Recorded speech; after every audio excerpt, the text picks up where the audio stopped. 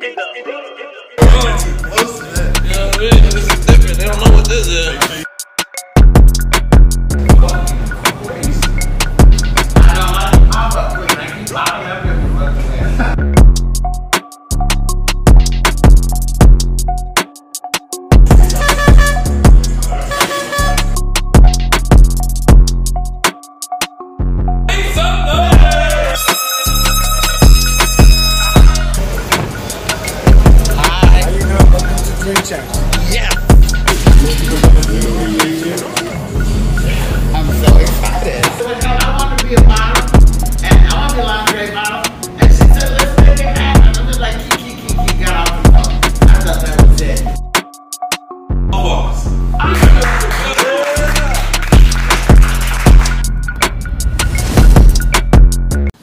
Homies, what it should be. This is your boy N.O.R.E. What up? It's DJ EFN. And this is Military Crazy Raw Drink Champs Yappy Hour. Make some noise!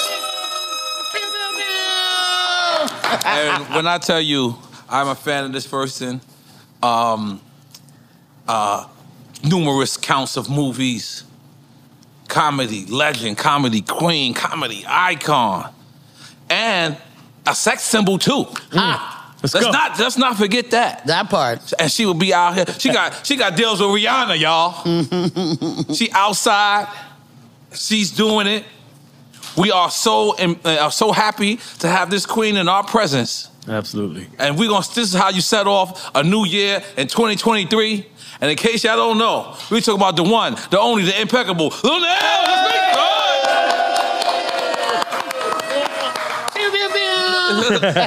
now, what's going on? What's been going on in your life right now? I mean, where do I start? Okay. You know start from the beginning. First of all, it's my honor to be here. Oh, thank you. With you guys. I had been watching for a while, and I think I reached out to N.O.R.E. Okay. In the DMs. Oh, okay. And the great Noriega. Okay, yeah. The great Noriega. Yeah, that's right. And anyway, this, you manifest things and they can happen. Right. If you work toward that and make your manifestation a reality. That's right. And I was like, you do dedicate this show to legends. That's right.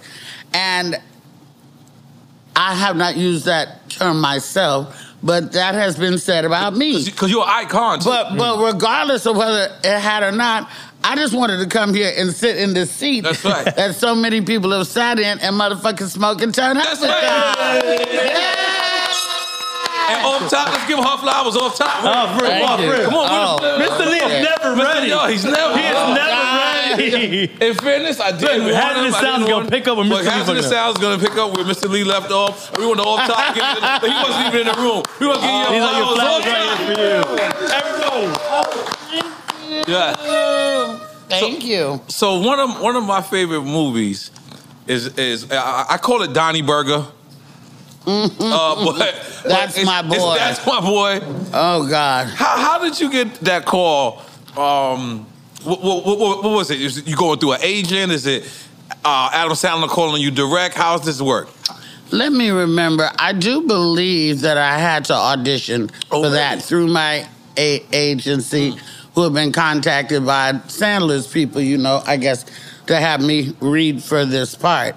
Now, I don't know what it is about me that they keep calling me for these prostitute roles and sexual stuff, because as I, did clear the audition to get the role, as you know from seeing the film, my titties was out 100% of the movie, which I didn't really know about that when I signed up. I feel like I'm in this place in Hollywood where they'll say, like, we need somebody to jump off this building into a vat of Jell-O. Who we gonna call? We gonna call Viola Davis? No, she ain't gonna do it. We gonna call Sinai? No, Sinai not gonna. I know we can get to do it. We'll call Luenell. She'll do any fucking thing. Jesus. But those wasn't your real breasts, right? No, actually they were not, because as you also know from watching the film, I had to hang upside down on a stripper pole and eat eggs and drink orange juice. Yeah. Had they been my real breasts, they would have been in my mouth. Okay, so they made they had this bra thing that they made a cast of my breasts. Wow. Then they made this bra thing like that, and then it was like this rubbery stuff, and then they dyed it to my skin tone, and everybody loved it. Right. Now, Sierra was playing your daughter. Yes. Right.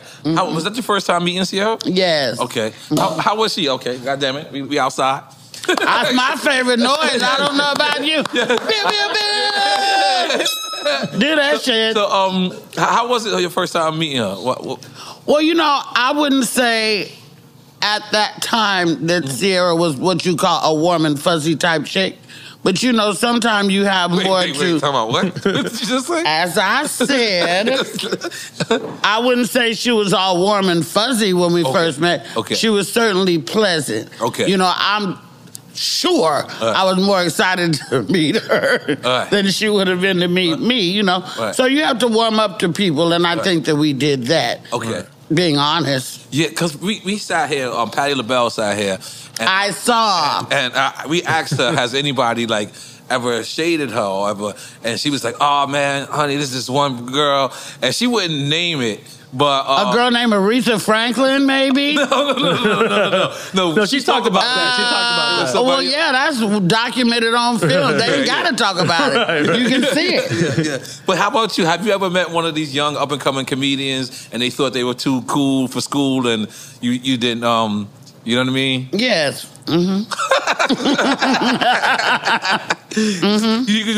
You remember a certain time that this happened? Where was you at, and what was it? How did it go down? Well, we backstage at a comedy club, and just like cocky makes my skin feel like fingernails on a chalkboard. When somebody cocky, right? Like, don't be cocky. Right. You know what I mean? Yeah. And I just met a particularly cocky person, and they were successful in their genre, so to speak. So they weren't a hack or anything, but I didn't know shit. Right. And so I just felt like, there's a whole lack of respect, not just in the comedy world, but just a lack of respect, period. Yeah, and I think there is a chain of command of way to conduct yourself. When I used to be around Paul Mooney, and when I used to be around, people like that, and Dick Gregory and stuff, I sort of didn't come at them like I know every motherfucking thing already. I was eager to learn, eager to listen, wanting to hear what they got to say. And when people don't do that, I just felt a certain type of way, but we made amends to it, and everything is fine, and they stay in their motherfucking lane, and I'll stay in mine. Okay, so comedy, I recently learned that, because in hip-hop, to come out in hip-hop and you don't have a hit record off top, you have to go through a Chitlin circuit, you got to go through, you know what I mean? You got to go through a phase where you're basically working for free. Right. Is this? And I recently learned that rappers we didn't have it easy, but comedians, they said that comedians might be even worse when it comes to that. When you're on the come up, being a comedian, it's you'll get $500 a night, open mics and stuff, open mics where they won't even want to pay you. Is that something you related to? $500. That's a lot, right? Where the fuck is that at? Let me tell the homies, cause I don't know open mic is making no money like that. No, see, things have changed so much. Okay. They literally can start making money immediately now. Now, is it going to sustain them? Are they going to be able to have a 30-year career where people are thirsty to be with you? Right. That is yet to be seen. But they certainly are able to make money quicker now by social media. Social media, right. There was no social media, and there was no money for years. That's why I always say I don't feel like you should do comedy unless you feel like you're going to die if you don't do it. Because this is not no motherfucking... that was the word. That was hard. That was hard. Because there's so much, or there used to be so much struggle in it. Wasn't nobody flying no goddamn where. We was packing up 4 comics to a car, driving to like Chicago and shit like this, and sometimes staying 4 in a room, you know what I mean? And it was just, but there's beauty in the struggle though. Because if you look back, N.O.R.E, what you went through in the hip hop, I remember hip hop starting. Yes. I remember MTV starting. Right. I remember all that shit and Video Soul and all this shit. I remember it starting. But before that, you just had to be popular in your borough, in your street, in your hood, and then the word would spread. Word of mouth. This nigga's nice over here, go see them, but this chick's really funny, like that.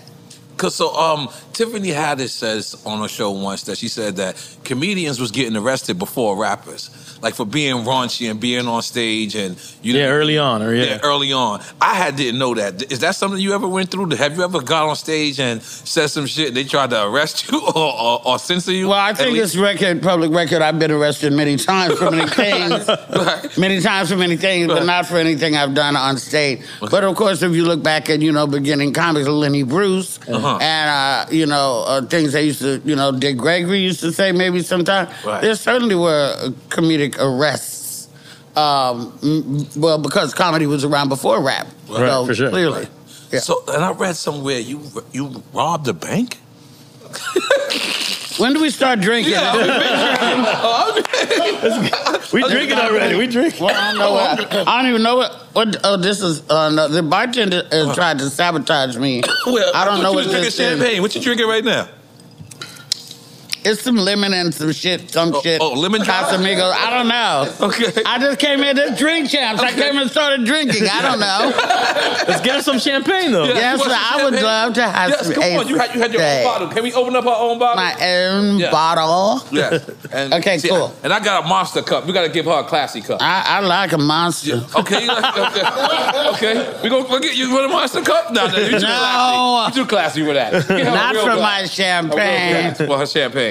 Yeah, we're going to have our own bottle of champagne. So you don't got to share. But your interviews, here's the thing about the show for me. Thank you. I like a place that looks comfortable. Oh, yeah. And where you can talk reckless if you need to, if that's the way you really talk, not putting on air, and to express yourself, and a place that's got liquor and something to smoke. Yes. And you sit around a table, because see, tables like this are usually reserved for the guys. Right. It's always the guy thing. Right. But, to be a female, to be able to come to this table, and I saw you had Patty, I'm like, they're progressing, because it used to be just guys. No, we've always wanted the women. No, but I saw them. Wanted women. Okay, but let me tell you about the drunkenness episode Melissa Ford Money Love. I'm already embarrassed. I just seen Melissa Ford, just by the way, at the Joe Budden show. Hilarious. My other favorite drunken episode, this motherfucker tried not to get drunk. He tried not to be COVID. He tried everything. Shout out to Pharrell. At the end of the show, he had that mask on. He was like, the purple haze done took home. Yeah, purple rain. Purple rain. Right. So those were really, really fun. So, Has, while you're doing Quick Time with Slime, I want you to periodically name a movie that she was in. He on Google. Well, off rip, let's say Borat. Nah, off the rip. And you pronounced his name right. Yeah, you did. So how do you get a call for something like that? Because that was what is Borat considered? A comedy that's a spoof, a parody almost? Did you even know what it was when you read the script or they called you for it? Nope.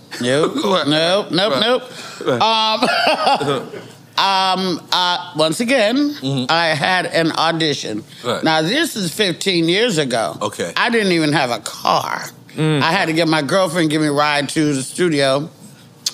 And I had seen Sacha Baron Cohen before, but only as Ali G. Ali G. So I hadn't seen him in his regular Sacha Baron Cohen everyday guy look. Okay. Right?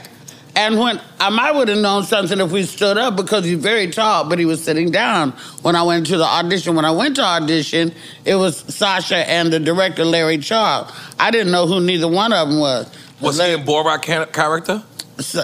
Larry Charles is the director. Okay. Sasha Baron Cohen is Borat. Oh, yeah. Was he in character? That's what I'm asking. No. No, she said he was normal. He was himself. Right. Normal, okay. But she had never seen him like that. Keep up, N.O.R.E.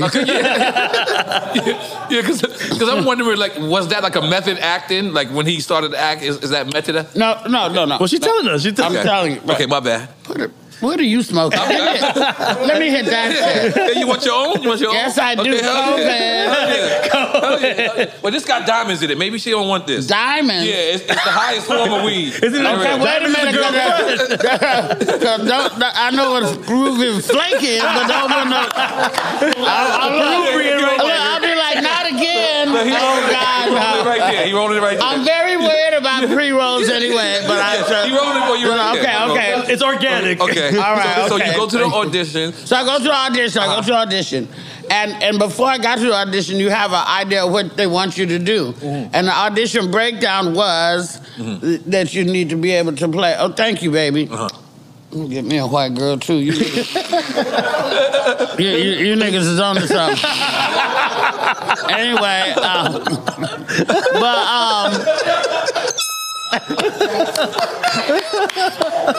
I've been waiting for someone to say this. I'm beginning to get it. I think I get it. I wasn't ready. So they said that this was somebody that they wanted to be able to like fabricate a story about being a hooker at a fancy dinner party. Mm-hmm. That's what they want. Well, I know how to, tell stories and stuff like this. So I said, okay. They said, and wear some attire, dress like a hooker. I'm like, well, I just go in what I got on. So I went to the studio. I went into this room. Now, this is the real honest to God truth. This is gospel, what I'm about to tell you. So I went to the room, and there was Larry Charles, and there was Sasha. And I sort of sat next to Sasha, which this ended up being the iconic dinner party scene in the movie. This was the audition for that. And, he was like, okay, just, make up some wild story. Like, you're a hooker, and you're at a fancy dinner party, and you want to shock the guests, and just tell a story. I was like, okay, and I just ran off the mouth. I was with this guy, and he was licking my ass, and I was and all this shit, right? They did that. They laughed like they did that. And then I don't know, some more conversation came, but I know at one point, I took Sasha's hand, and I took his finger, and I sucked it. Like that. You want to see me do it again? We're going to put that in slow-mo. And next thing you know, I got the part. I mean, go figure. But if you knew what a germaphobe that Sasha was, you would know that was really shocking to him. And now looking back with COVID and shit, I'm like, why did I stick this fucking finger in my mouth? So as you filming it, right? A lot of people say when they making music or they making albums or making a great movie, they know they're making a great movie. This is like a parody, but it's pushing the comedy because he's doing things that's a little crazy with the guy, and they on thongs, and people don't know, right? Like, There's people on set that don't know. Did you know that this was going to be like revered as an international classic at the time? A blockbuster. That's what I meant to say. A goddamn blockbuster. Yeah. Did you and know an Academy Award nominated film. Wow. Thanks, Daddy. Okay. Wait a minute. Is this a blunt? Yes. I don't smoke. You want joints? You give him a joint. Give him a joint. I don't endorse tobacco. Yes. Sorry. Yeah. Give him a joint. I mean, I can keep it in case of an emergency. Thanks. Yeah. This got diamonds in it? No diamonds. That one got gems. No diamonds. Well, you think I can't handle my diamonds? Clearly I can. Clearly I can. So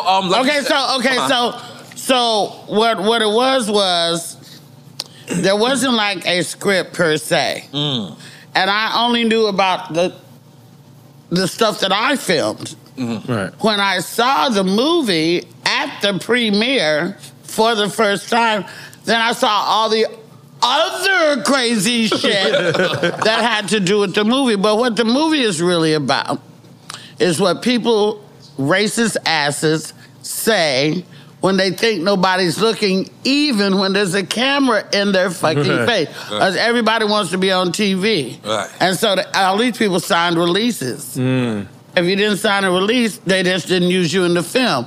But they knew it was some kind of documentary. And then they got all pissed off when the movie came out. We're going to sue Borat. Hey, bitch, Borat's a fictitious character. You can't sue a fictitious character. And I guarantee you ain't got the money to go up against this motherfucking movie production company. Sit down and shut the fuck up. Your racist ass is busted, and that's what it is. Now all your friends know. Oh, that's right, they're racist too. So some of you, you under the impression that some of these people did not know that this was a joke? Most of the people didn't know. Nobody knew. Oh, no. They didn't know. Now you fucking me up. Yeah. Nobody, no. I knew the second film when he came out with the second film. Well, yeah, but we're not talking about that. I'm not in that. Let's not talk about that. But that's when I heard people complain about it. I didn't hear people because complain about the cat was already out of the bag. Yeah, the second one's even worse because people kind of knew. You should have knew. The first one, nobody knew. Oh, that is genius. Oh, no. And then look how genius he is. You know, there's a scene in the movie where he takes a dump in front of Trump Tower. Before everything. Yeah. Yeah, that was pretty prophetic. Now, what am I supposed to do with this? Rub my motherfucking legs together and start a fire? I don't have no... Yeah, you want me to light? I'll light it for you. Okay. But if you would have rubbed your legs to start a fire, that would have been interesting, Give too. me this goddamn... And I don't like these kind. These are the ones I used to smoke crack with. Okay. All right, hold on. But we gotta go back to the bank rob. Oh, that. So many crimes. So I've committed so many crimes. Which crime are we talking about? The bank. I think that was remarkable. You say you didn't use a gun? Because you worked at the bank. You didn't use a gun. I didn't need a gun. I had titties. What? So that's how I committed my crime, with my titties. So what did you do? Have somebody look at your titties? Did you get the cashier? No, I was in the vault. I took the money and put it in my titties. And continued to work the rest of the day and walked out the door with 50 racks in my bra. And this is before they had cameras. They might have had cameras, but they didn't have none on me. And you never got caught for this? Sure, I got caught. I went to jail. Holy shit. But wait, no, okay, listen, don't pity me. Okay. Because I had a good run. Okay. Because I took $50,000, and this is all, documented, and I've done my time, and I've, restitution and all that shit. Right. So I can talk about what the fuck I want to, especially if it's to do with me. So the reason I took the money in the first place, and I've spoken about this before, but the reason I took the money in the first place is because I had been working in banks for years. I knew what a good bank was and what a failing bank was. And I knew this bank was on its way out. Also, the teller, I was a teller, but I knew everything in the bank, do accounts and bookkeeping and all this shit, still do. But because I was a teller, the tellers are the greeters of the customers. The tellers are what make a motherfucker want to even bank there. Right. You be a back teller and run people money out, or you can be a nice teller and they want to come there and do everything. Right. So, having said that, when you work 2 weeks and you get a paycheck that is so incredibly small, yet right over there is millions and millions of dollars. Right. Now, you don't go in the vault by yourself, but the bitch turned her head. And I just was mad, and I took the money, especially knowing that they was going to go out dinner. Right. So, of course, later audits, this, that, and the other, and they jammed me up, and I copped her and said, yeah, I did it. So I went to jail that day, but I was able to get out on my OR because I didn't have no prior that they could find. And I went home, and they said, okay, when you come back for this court date, we're going to sentence you.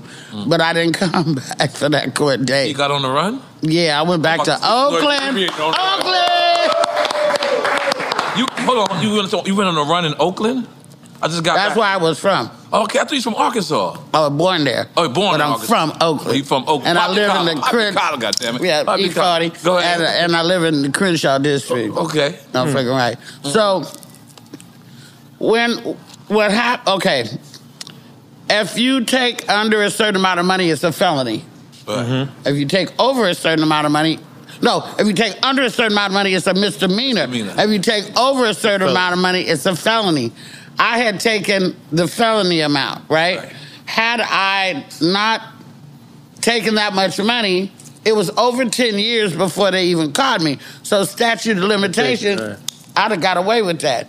But because I took the felony amount of money, there's no expiration on when, you know, all you motherfuckers know what I'm talking about. No expiration, yeah. So there is no statute of limitation? I'm saying is, you know, there's no expiration date on a felony. You can get arrested at 87 years old for a felony you did, you know, when you're 22. Wow. So when I went back to Oakland, I was scared because my name was in the paper all the time because I was doing comedy still, and I was really popular, and I'm like, these motherfuckers don't get me. But what happened was I had a fucking baby. She's cool, though. I had a baby, and when I applied for WIC and all this stuff, and when I applied for WIC, the Social Security numbers crossed. Yeah, you went into the system there. Nigga, you told on yourself. I was just trying to get the milk and shit. You say, come find me. I was trying to get the milk. So they came to my door, and they, you know, knocked on the door. I heard them. I jumped out the window, the whole shit. And my girlfriend was there. She had the baby. It was gangster. I ran around the building in my pajamas, but they got me on the other side, and I went and did 4 months and 18 days on a year thing. For 50,000, this nigga's right here do it right now for 50,000. And that 50,000 probably more now. What is that? 10,000 a month? That's like 12.5 a month. Like 12.5. I wouldn't do it again, but it was kind of worth it. And I mean, because I got away with it for so long. And you didn't have to give back that money, did you? I mean, I had to pay restitution, but gee, how do you pay restitution to a bank that don't exist no more? Oh, what's the name of this bank? I'm just curious. It was, I think it was Security Pacific. Oh, they was Security or Pacific? I think it was Security Pacific on Ocean in Long Beach. I think that's what it was. Okay. They don't exist no more, so I can talk about it. Right, holy shit. You gotta write a script about that and make a movie. Yo, that is... Well, they're doing a documentary on me, actually, because my life, I got a whole bunch. That's just a day in the life of Luenell, shit. Every time I walk out the door, it's some shit. My niece used to say, Auntie, you can't just go to the store and come back. It's always got to be some shit. And I have, you know, happy moments and tragic ones. Right. And but it is definitely a story. Is a story of perseverance and redemption and dedication and dogged motherfucking. You know, I know what I want, and I've been knowing what I want, and I still know what I want, and I'm gonna die trying to get what I want, and that's it. Now, let's talk about your experience of coming to America, too. N.O.R.E., you know, I feel like you're just reading these questions off of something because what I said was, I said, these motherfuckers, this is not, I'm a comedian, they're a hip-hop, they don't, we're not in the same, I said, no, they don't know nothing about me. No. They know nothing about me. No, because you got Quick Time with Slime next. We need to get you in the mood. Okay, because I'm like, you know, you can take that paper, just ask me something important, like, what's my bra size? What's my... Now, Sonny want to ask that. Ask me something that means something, you know. No, well, coming to America too. Okay, coming to America. What I will say is this. A lot of people talk shit about coming to America. They thought it should have been funnier. You know, I had a lot of comedians. That was my shit. I had an argument with Charlamagne about it. Charlamagne kept saying it sucked, and I had to actually call the radio station, or I went to the radio station and I defended it. So just in case that's a turn on, N.O.R.E. You are a motherfucker that will pull up. Come on, you know what I mean? N.O.R.E. will pull up. Just in case. N.O.R.E. will pull up. And to me, that was full black excellence. To me, that was Harlem Nights. Again, you know what I mean? To me, like this is how I felt as a girl from Arkansas via Oakland, via the Crenshaw district, who's about to be in the sequel of one of the most iconic black films for the culture, right? First of all, it was my second Eddie Murphy movie back to back, so you already couldn't tell me shit. I had already done Dolomite, and I'm like, fuck Dolomite you, bitches. was great, brother. Thank you. I'm like, fuck you, bitches. I'm in 2 Eddie Murphy movies back to back. And so, you know, you can always pick apart whatever. I think that the storyline was clever. I think that we're blessed to have so many of them still be alive, looking good, and able to come back. I love that they paid homage to Madge Sinclair, who was the mother, and they put a clip in there.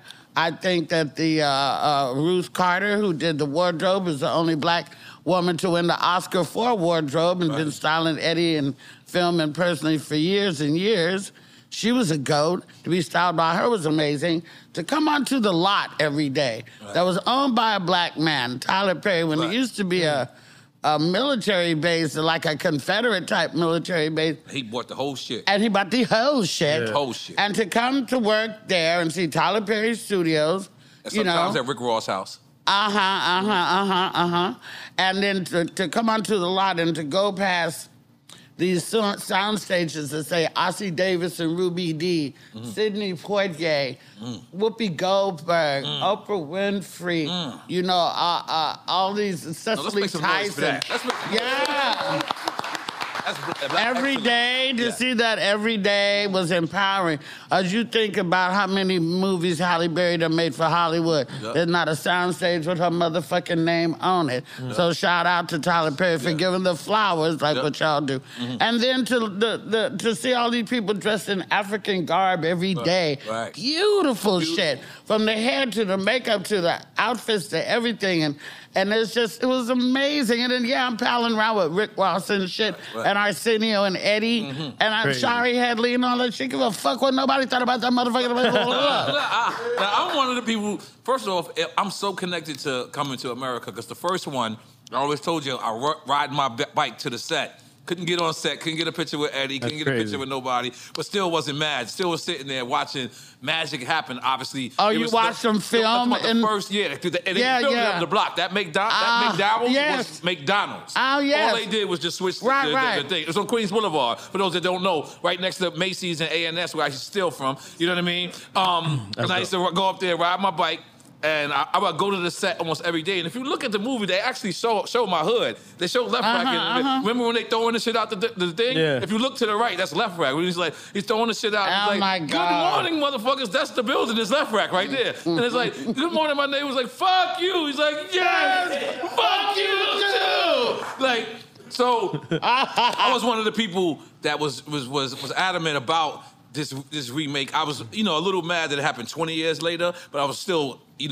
happy that it did happen. I think that it got sold short because it had to get released during COVID. We would have had one of the most massive, delicious premieres in Hollywood, zebras and giraffes, and we got gypped out of all that. And had to do it like that. Yeah, we got fucked. Was it released on Hulu or? No, we had Netflix. Yeah, we had to do virtual premiere. They sent us all a box, and we all unboxed at the same time. Like, fuck that. We wanted to be up and down the street with the dancers and all that, but we got fucked out of that. Damn. Amazon bought it. It was Amazon? I forget. I believe it was Amazon. It was exclusive, though. It was exclusive just for Amazon. I loved it. I enjoyed it. Thanks. I went to the premiere when they had it out here. Or where was it? In New York? Wherever they had. No. I did not. Our premiere was virtual. They gave me the link. Oh, you mean for your... They gave me the link.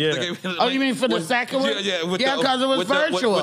With the shit on it. Like, this is for you. Like, if you bootleg this motherfucker. Right. Had the watermark on it. Yeah, the watermark. Like Fair. They just did with Fair, yep. So let's get some more champagne. You need some more champagne? And then we're going to start Quick Time with Slime. Okay. Now, okay. You send it? Okay, all right. Now, this is a game, Quick Time with Slime.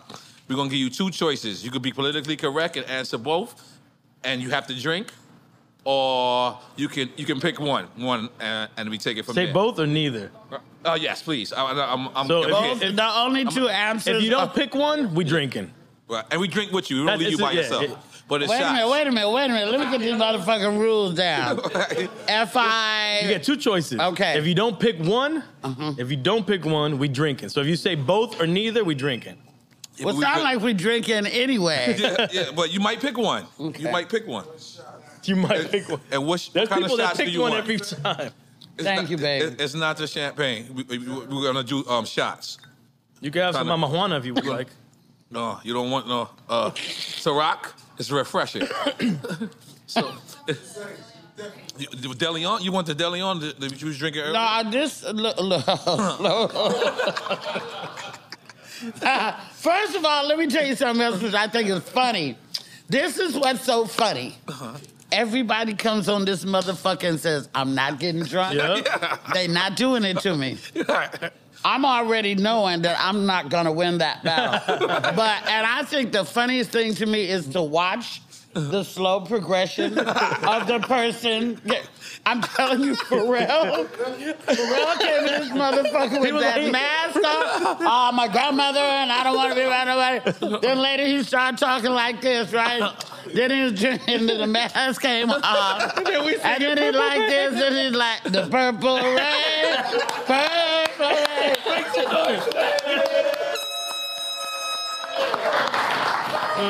And I'll tell you something funnier than that. What? Pharrell made, this was right smack dead in the middle of COVID. Pharrell made all of us take a test. Oh, yeah, and then the motherfucker walked in here and sat down. He didn't even take a test. We like, motherfucker, you could be the spreader. Right, you can. Yes. And everybody had to take the blood test. We didn't have the swab. We didn't even have the swab. It was blood test, yes. Okay. What is this? Wait.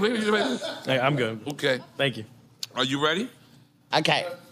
Red Fox or Richard Pryor? To do what? Like what? That's your criteria in your mind. No, see, I don't play fair. You can explain it. Okay, Richard Pryor. Okay, that was ill. Okay. Tupac or DMX? Pop. Okay. Eddie Murphy or Martin Lawrence? Eddie. She picking away. Yeah, I was surprised. I thought she was You motherfuckers get drunk. I'm not getting drunk. Yes. Okay. Chris Rock or Dave Chappelle? Chappelle. Monique or Wanda Sykes? Taking a shot? Take a shot for woman empowerment. Okay. For women empowerment. Oof. And we can't be like Steve, what's his name? Steve A. Smith out here putting the sisters against each other. Child, I don't play that game. I gotta ask you about, how about that? That's the next question. Rihanna or Beyonce? For me, Rihanna. Okay. Puff Daddy or Dr. Dre? Dre. Go ahead, you do this next one. Tiffany Haddish or Leslie Jones? Pour me another drink. Oh, shit. Is this how it starts? This how it happens? It's going down in the DMs. I like that. Woo! That Mama Juana's like aged. Oopsie. Bernie Mac or Robert Harris? Robin. Okay. Lauryn Hill or Missy Elliott? Shot. Missy. Okay. I'm burping. Am I supposed to be burping? It's okay. You can do whatever you want. Believe me, you would rather me burp. Okay. Adam Sandler or Sacha Baron Cohen? Where'd you go? Oh, Adam. Okay. Because the check was big? I'm just No, I did more movies with Adam than I did with Sasha. Okay. No shade, Sasha. I fucks with you. Pharrell or Ye?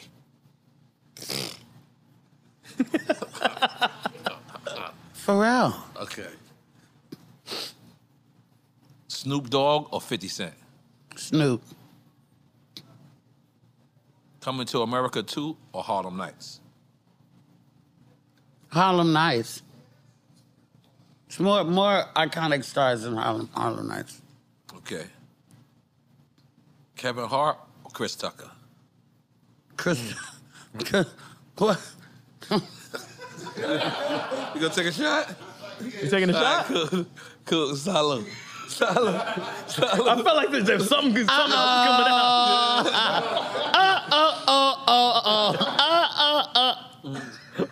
I'm so glad I had that taco. Oh, man.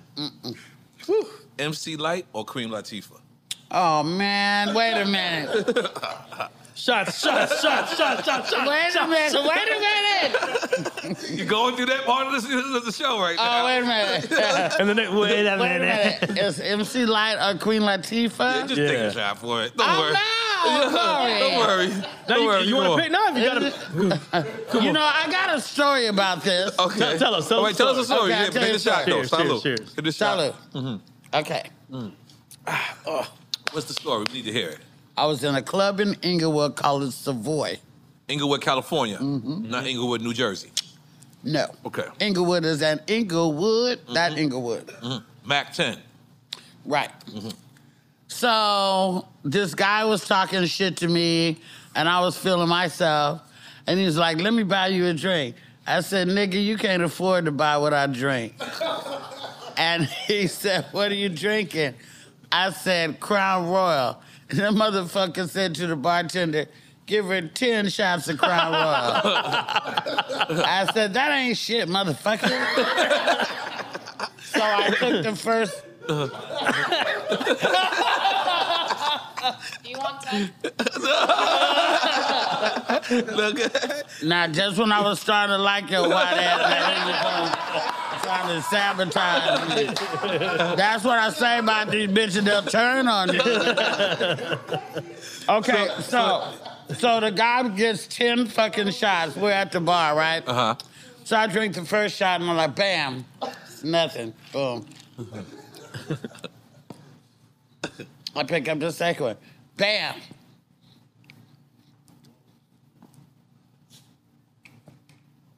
Pick up the third one. Boom.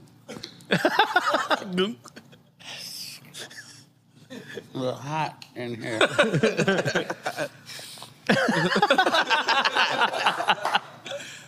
Fourth one. Boom.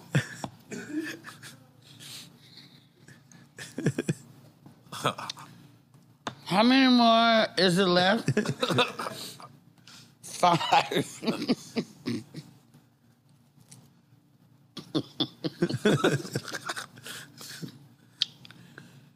Ooh.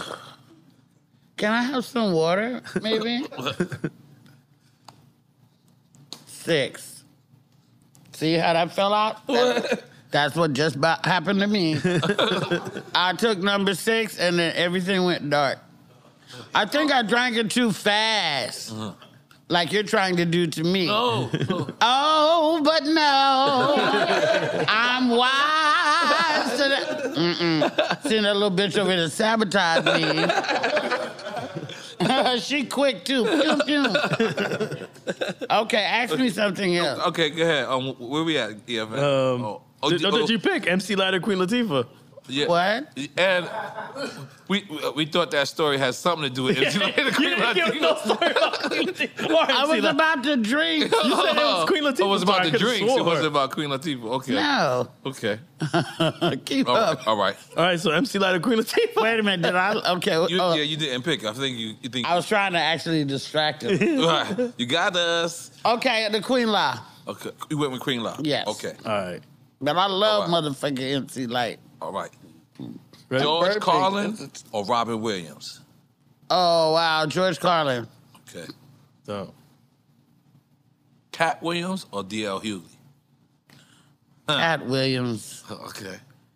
I love you, Dale, but Cat. Cat. Everybody know Cat for me. Steve Harvey or Cedric the Entertainer? Oh, my God. Taking a shot? you just got a little one, right? Where's your shot? Yeah. Because I don't really fuck with neither one of them. She say neither. No, I mean, they don't fuck with me. Hold on. Let's take the shot, and I got a question about that. So it's true, if you pick neither, you got to drink too. Yeah, But, either or. Who made the Hold rules to this motherfucker? Yeah, but hold on. And by the way, audience, this is what they don't tell you.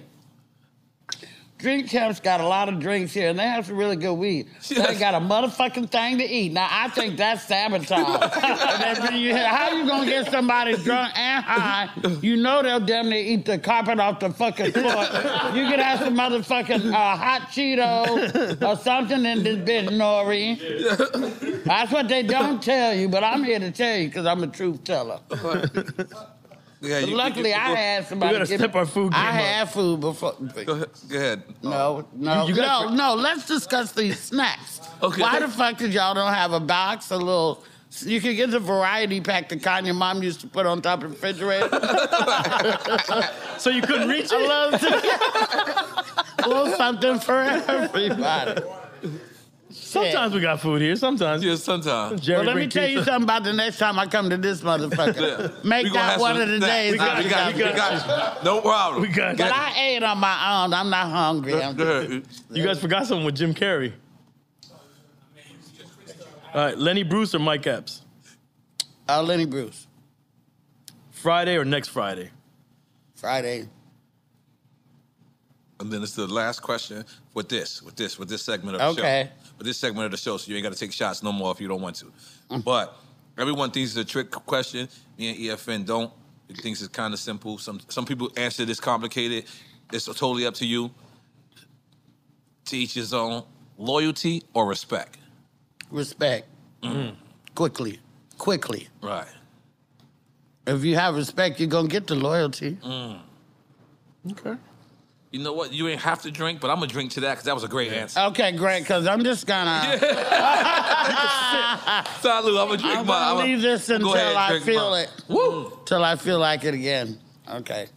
So many people, always say how hard it is to maintain in this game. And then a lot of people say how hard it is for black women to be in this game. Do you feel like it's harder being a black woman, or is something that could... Because right now I just read a statement that they said the most intelligent people in the U.S. is black women.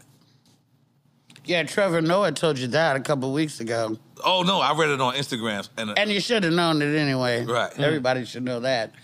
I mean, being a woman in any sport, career choice, or anything like that is bullshit. Right, in this world.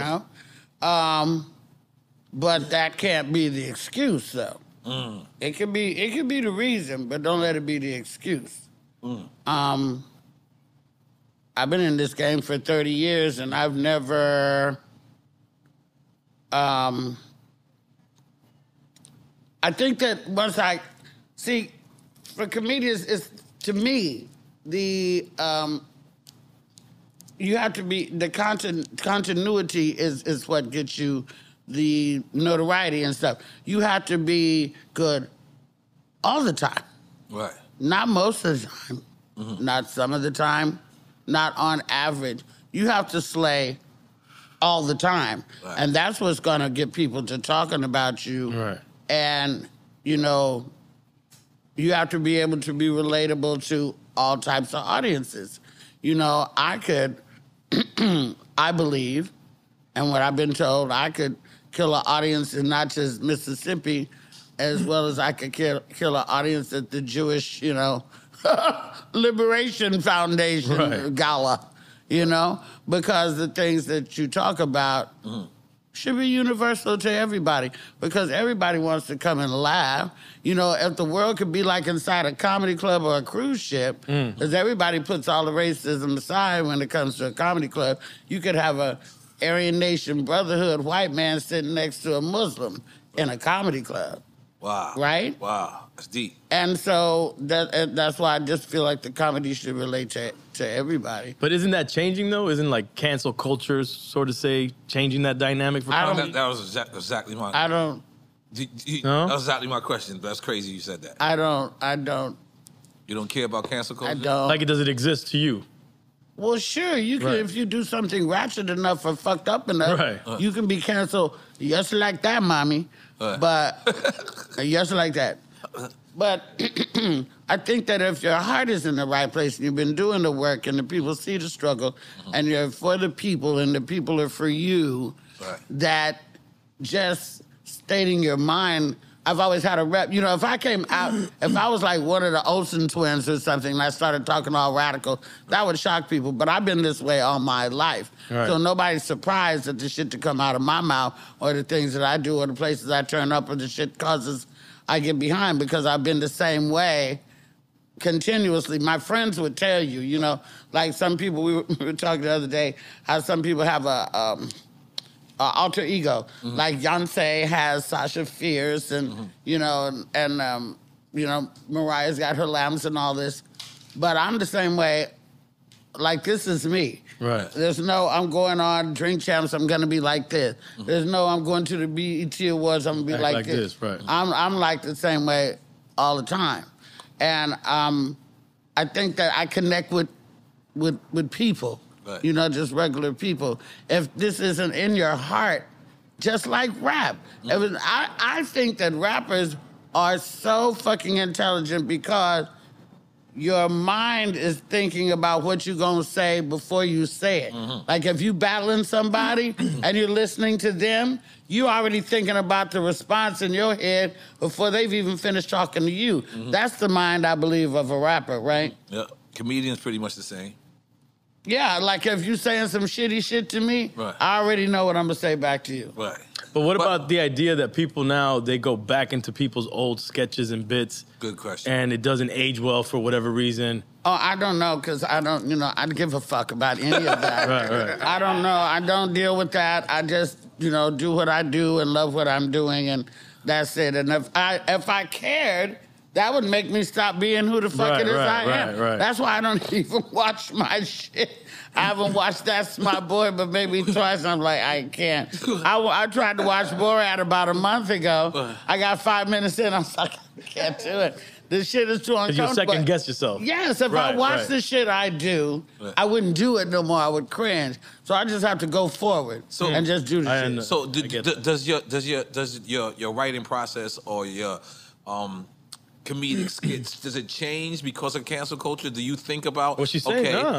I don't do skits. Right. I don't have the opportunity. Right. I would like to do skits because I like doing little plays. But I don't, you know, I don't have the opportunity right now. Some people ask me, I don't have time. And so right now, Netflix come to you and say, we want you to do sketch comedy. You don't give a fuck. No, I mean, I would do sketch comedy.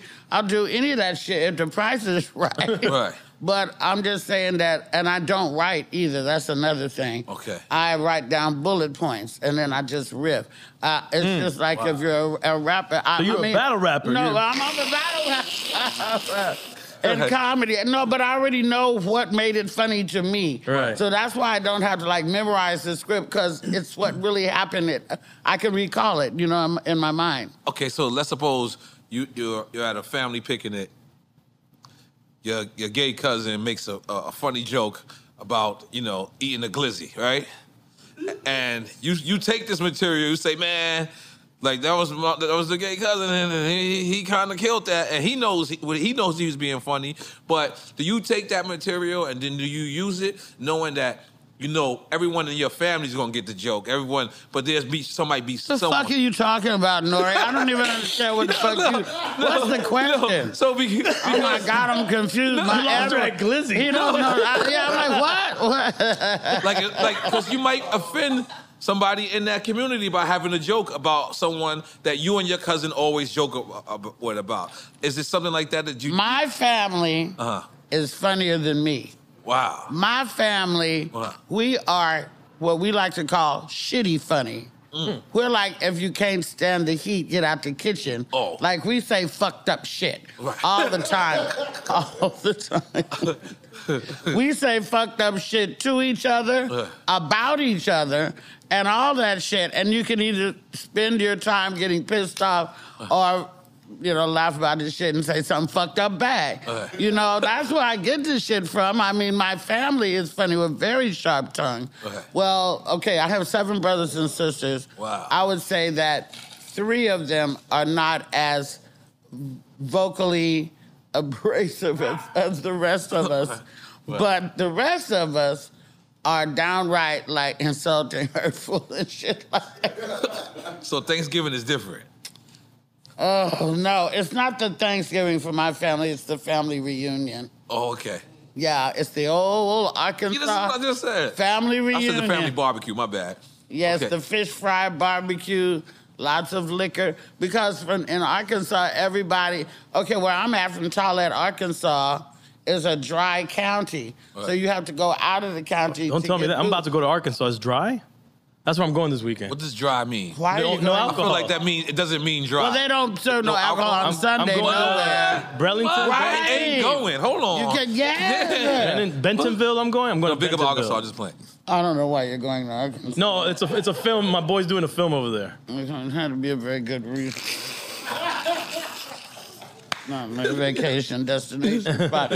But, so saying all that to say that everybody's got a truck or a van. In that truck or van is what? A cooler with what? Your beer and your liquor and your mix. Every car is a rolling motherfucking bar. Because, and then there's the bootleg guy who's got all the pints and shit. Ain't that where Bill Clinton was getting it in? Oh, that's where he was from too? Arkansas? Yeah. He was from Little Rock. You know what it is? He was the governor of Arkansas, I think. Hey, Bill. Hey, let me find out you and Bill got history with each other. Monica Lewinsky all on my gown. Now, how did you feel like that? Stephen A. recently said he was trying to say that Rihanna's dope, but the way he said it, he said she's no Beyonce, and it felt like to people that Rihanna's not trying to be Beyonce. I think everyone knows that. What did you think when you read that headline that Stephen A. did that? And everyone's saying they always trying to put the sisters against each other. What did you think? Oh my God! I don't even pay attention to Stephen A. Smith, number one. But when the glimpses of things I have heard him say, I think that they took it out of context. He's a cocky motherfucker. Cocky motherfuckers sometimes say shit that sounds cocky. Because they're motherfuckers. That's what makes cocky motherfucker. That's what he is. So, they liable to say any goddamn thing, then have to retract. I really have to backpedal because I stand pretty much 10 toes down in everything I say. But sometimes you have to be like, I didn't really mean it like that. So I don't think he really meant no harm to Beyonce. Right. But that Beehive, they give a fuck. They give a fuck. Like, what'd you say, motherfucker? Oh, yeah, they try to get him fired and everything. Fuck that motherfucker. I know. Ooh, I let Beehive is. Ooh, if you got to. Yo, but this was the Rihanna Fenty gang, too, that when he got double dosed. Yeah. It wasn't like he got it just from the Beehive. Rihanna don't have nothing to prove to no motherfucker, okay? Shout out to A$AP Rocky for tapping that ass. Y'all didn't even tell me that. Shout out to A$AP. Salute. And put one up in there. You got a shot. Yes, you got a shot. You said you ain't going to take a shot. We got to take a shot for that. You got to take a shot for Rihanna. We got to take a shot for that. All right, okay. And A$AP throwing one up in there. Now, don't say nothing when I start pulling off my clothes. Salute. Wait, well, we got to get into the Rihanna deal. That's exactly where I was going. Now, where was you at when someone approached you and said, Rihanna wants you to be how did that manifest itself? Because we see you, you're a manifester. You're a manifester. You know the phrase, it all goes down in the DM, right? Right. You did DM us. No, I did. No. That's how I'm here. Hold on, don't tell me Rihanna DM'd you. No, she did, but I'm going to tell you how it happened. Okay. My friend, Damien, shout out to Damien. Shout out to Damien. My friend Damien is a tour bus driver. He was my tour bus driver when we was on tour with Cat. He remained my friend after the tour. Cat Williams, just in case people don't know who you're talking about. That's F. Who don't know about Cat? Let's make some noise for her smoking it like that. And still talking. Yeah. Okay, when I was on tour with Cat Williams, Damien was our tour bus driver. Uh-huh. After the tour was over, he remained a tour bus driver.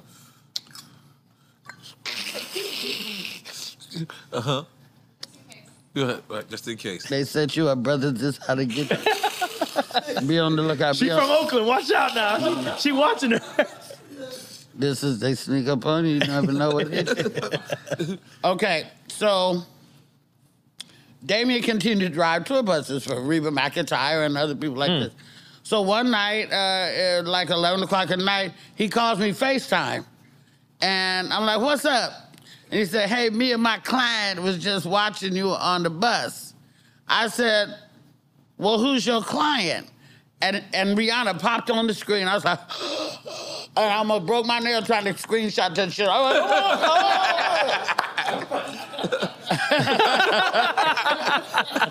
I got a blurry ass picture. Put your fingers in it. So I told her, no, she's a comedy fan.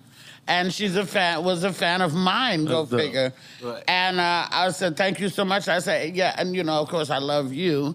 And I said, my daughter's a very big fan of your lingerie. I said, I wish that you made it in bigger girl sizes. And she said, I do. I said, you do? I said, well, hell, I want to be a model. I want to be a lingerie model. And she said, let's make it happen. I mean, like, Kiki got off the phone. I thought that was it, a dream. Then she hit me in the what? The DM. Okay.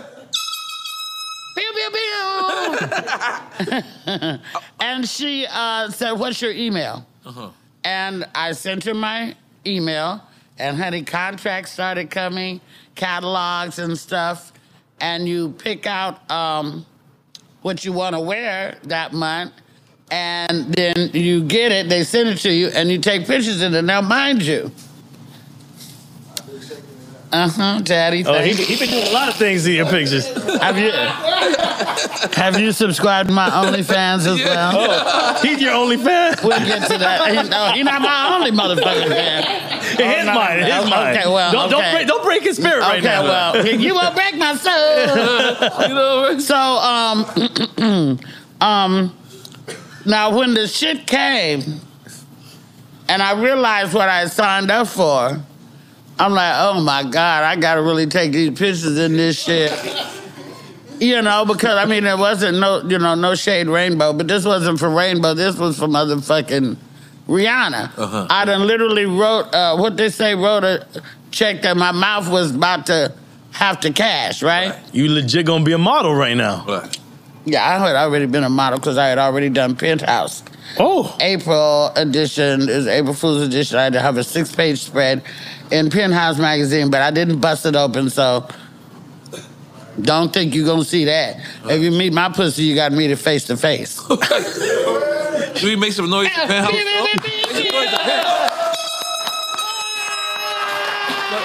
But go ahead, finish the story. So okay, you gotta take the pictures. So now you gotta take the pictures, and we found a classy, artful way for me to take them, and the response was very, very good. Like older sisters was like, "Shit, I'm gonna do a fucking photo spread too for my own self, and I'm gonna get some of this lingerie." And a lot of people got it, and so.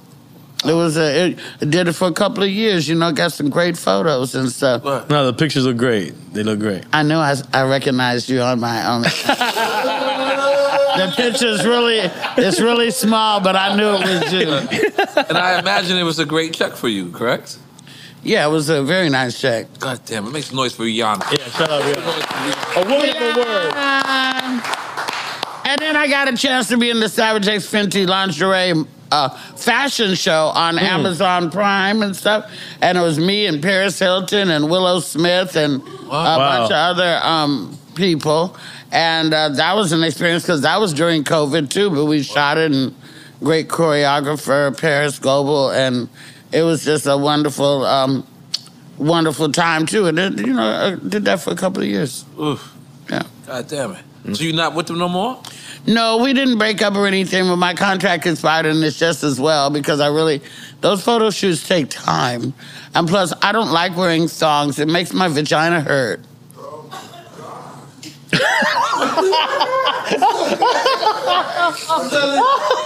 You put one on and tell me how your balls feel. We're not ready. I wasn't ready for that either. I was not All right, cool. My fault. Okay, there's one part of this part. Wait, one part of what part? Of the movie. That's my boy. This is my funniest part. Back to that, yes. When the soldier guy came in, and he goes, and then the other guy next to him, he goes, I've only seen 2 vaginas in his whole life. And then you said, well, now it's your 3rd. Yeah. And then he said, that might be 4 and 5. How did that read when you read that script? How did that read? Like, did you read that and be like, oh, okay. Well, what I took away from it was, that maybe I had an exceptionally big vagina, like I do. It's a very visual show. This is the first time we've been talking about. What? I thought that I could come on here and be my motherfucking self. That's right. And y'all is getting all shy and shit. You done had N.O.R.E. You done had all these hardcore motherfuckers on here. And a black woman come on here and talk about her vagina. Everybody want to nut up. Your name is N.O.R.E. motherfucking Hager. Act like it, goddamn. We've never done this before. But let's make some bullshit. Goddamn, make some noise. Let's bring in the vagina cam. The vagina cam. And the power of the pussy will shut a whole room down. Don't you come over here, no goddamn mouth. That's very true. I saw you was in the movie The Rock. Yes. What was the role? I remember that movie was Sean Connery, right? And Nicolas Cage on Alcatraz. I just came from Alcatraz. I just was in the Bay Area. I didn't do the tour though. Well, what were you doing on Alcatraz? Yeah, no, I was driving by it. I mean, I was you in the started Oakland. off the Bay Bridge. Yeah, off the Bay Bridge. Yeah. Oh. I stayed in San Francisco, but I had a show in Oakland. I want to do the tour. I don't know. I felt a little weird about that. Like, why do I want to see an ex-jail where? I mean, but that's like a historical. Well, I understand you might be traumatized. After the rock. Yeah. But yeah, what was your role in I understand you might be traumatized. No, I was just one little speaking role. I was almost an extra, but I was an extra with a speaking role. But what they didn't know, and I had to. I gotta listen. I got to save it for the book. No, yeah, but give us something. Oh, look, show us. Show us what? No, hold it up. Yeah. Where you gonna look at it at? Oh my God! By the way, we gotta upgrade to our No, we don't have TV. We don't have anything. Can't be passing Dominican and Colombian people's phones around. Wait, why are you looking? You looking at porn? I have no idea what they just screenshot me. He said, Yeah. You gotta play? Oh, play. Well, yeah, ain't tell me that. I see why got y'all me looking is ABC. over there. Oh, I see. Look at and he is over here. Oh shit! Yeah. That was it. Oh! But a lot of people remember that. Your amigos calling you. No. What is it? Your IMDM? IMDb. I'm a resource room kid. I'm a resource room. Yeah, because all the movies you've been in is fucking crazy. I know, I'm like a pop-up queen. I keep popping up every fucking where. But I want to pop up. I'm trying to be the next black woman in late night TV. That's my goal. I don't want to do daytime. Yeah. Oh, we ran out of air. Wait. I'm taking a shot to that. Thank you. I'm taking a shot to that. Take a shot. Okay. The Oprah late night. To seeing you on late night. Yes, thank you. But hopefully the drinking at late night, not Oprah. So it's the drunk. Well, I do. You don't need a drink, man. Don't put that on her. No. I'm gonna tell you why. I'm gonna tell you why I want to have liquor on my show. Oh, okay. Because Johnny Carson and them used to drink real liquor. Yes, they did. And some of the funniest. They drank on Johnny on the show. Absolutely on the show. Him and Ed McMahon in the coffee cup. They had booze and they served it.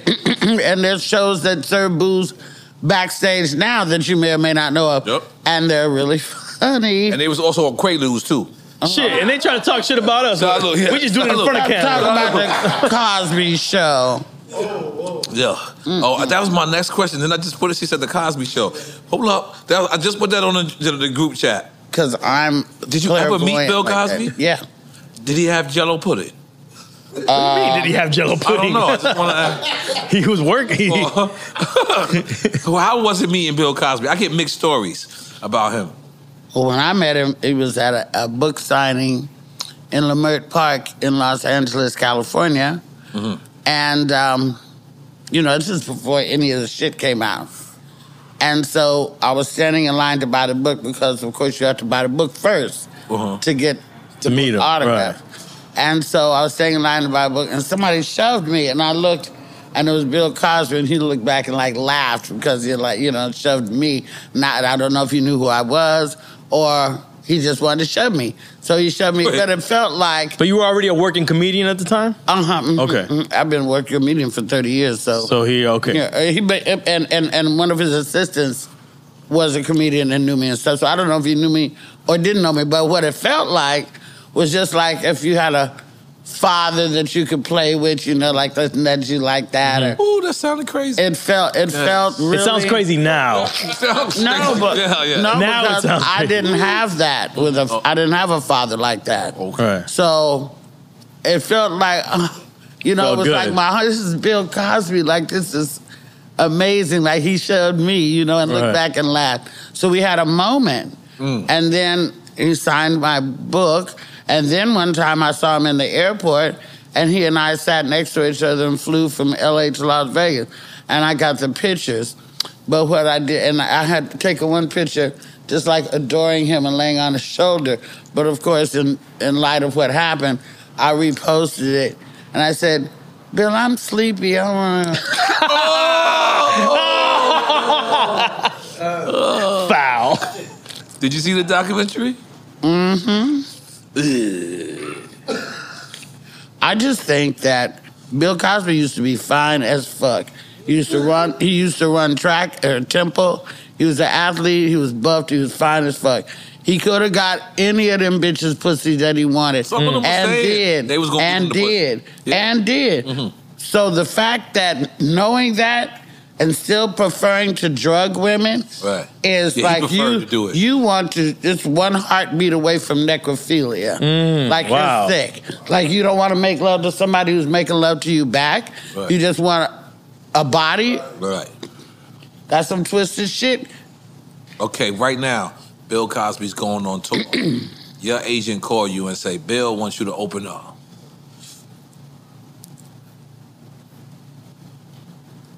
Can't do it, Bill.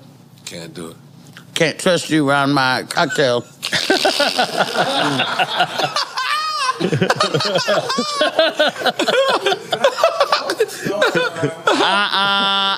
Right, Shane. Can't trust you around my cocktail, so I don't think I'm gonna go. No, everything is, I am. Luckily, I'm at the point in my career where I do have the opportunity to turn down shit that I don't want to do. When you're really trying to get that bag and you coming up and you hungry, you don't even have the opportunity to turn down what you don't want to do. You got to get that money. You're trying to live, But I wouldn't do it now, and I do have the opportunity to say, I'm not touring with nobody right now. I'm to myself. So I don't have to rely on nobody to eat, What do you prefer, stand-up or doing movies? Stand-up. Why? Because of the immediate reaction? Yeah. It's like a drug. Yeah. For sure. And ask me which one I like better, movies or television. Okay. No, you asking, motherfuckers. Which one do you like, movies or television? No, which one do I like more? Jesus, Christmas. Which one do you like more? Movies I'm here to challenge you. You want a drinking show, motherfucker? Right. I'm here to challenge your intelligence. Let's go. Because I had edibles. That's what they don't know. I prefer television because movies, you're expected to show up and then they're going to shoot. Television, you have rehearsals. And I need rehearsal. I'm the type of person who need rehearsal. I need to be in the space, know that I'm saying this when I'm walking over here, and make it all make sense in my head. I can't just read it off the paper and go act it. I can't do it like that. So, you want me to give you some more questions to ask? Please. Yes, come on. Can you write them and send it to both of us? We'll give you our text. We'll put you in our text group. I'm just trying to get you to take another shot. So I got another shot. Oh my God, N.O.R.E. And let me ask you, before we take this other shot, can you lined up? Before we Have you ever worked with Harvey Weinstein? Sound like the way you said it though, I feel like if I had worked with Harvey Weinstein, my motherfucking jet would be at the airport right now. And he'd have paid me, I'd have gave him what he wanted. Nasty motherfucker. You would have covered for him. There's fucking a rich person. She's like, Harvey's all right. Yeah, all right with me. No, I'm just kidding. Don't send no letters to this shit. No, but I'm just saying that there's fucking somebody rich, and there's fucking somebody rich and powerful. Right. And in the business at that time, I guess Harvey was really rich and powerful. But see, if you just look at the motherfuckers, you know the people who get hoes. He old, white, nasty, fat. Don't no bitch want you. You just got money. Any bitch that sleeps with you is a total whore because you're old and impotent and nasty and disgusting. Harvey Weinstein looked like a fucking ejaculation.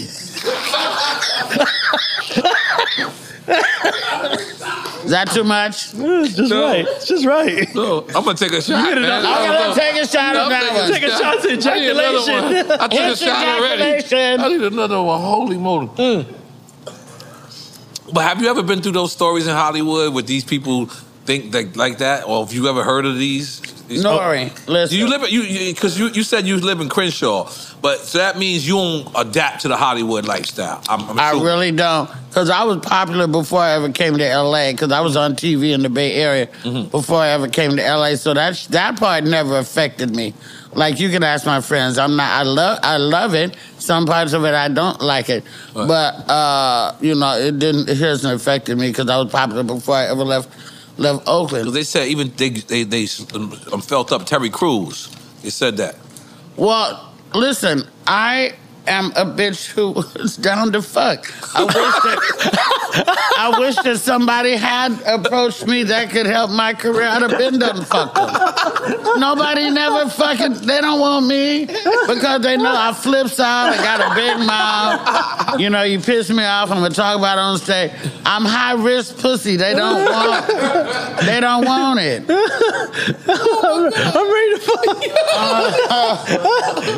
you. They don't want it. I mean, I give it to them. They don't want it. I'm trying to have. I need hoes. I need hoes in different areas. Let's go. I need hoes. Hey. Oh my God. Hold on. Let's make some noise. Let's take it all the way. Shout out to Nate Dogg. Oh, okay. Rest in peace, Nate Dogg. Rest in peace. Let's take it all the way back. Where do you get the bug for comedy? Like, who's inspiring you? What's inspiring you to be a comedian? Is it your family member, like you said, or? They were definitely a training ground for sure. But to take it serious, like, what inspires you? Well, I think a lot of it might have to do with being the eighth of the 8 children. And not really being paid attention to in the home that I was raised in because I was raised away from them. And then it was theater that I started in before any of this shit. Theater? Yes. Like Shakespeare shit? Let's find out you and Tupac like both did theater. Yo, and ended up in Oakland. Yeah, Oakland is where I did the theater at. I was Tupac did his theater in Baltimore. In Baltimore, but I'm just saying, they have that Oakland in common. Yeah, for sure. Okay. And, that teaches you about not having stage fright in this and moving around, being able to be directed, working with other people, being on time, which I wasn't.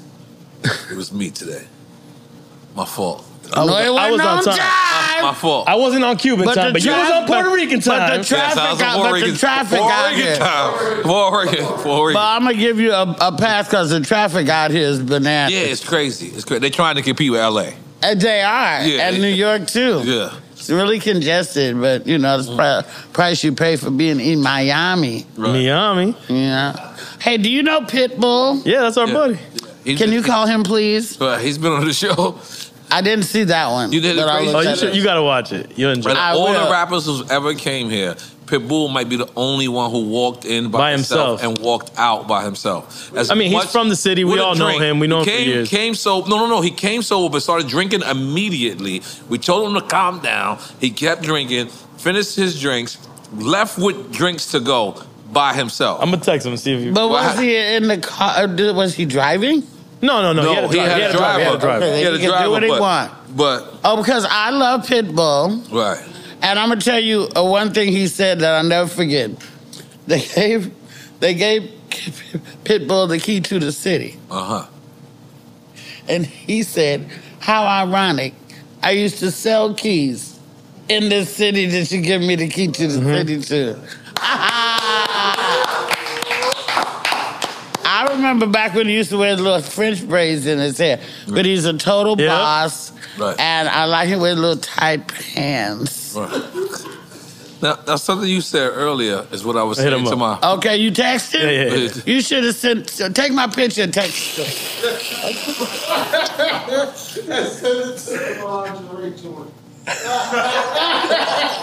Oh, he'll recognize me now. Send that to... Okay, good. Thank you.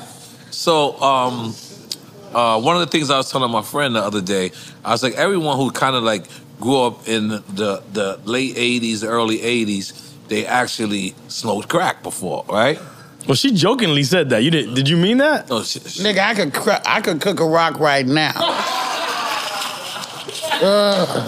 Worst thing ever. Worst thing ever. Worst thing ever. Hashtag worst thing ever. Hashtag worst thing ever.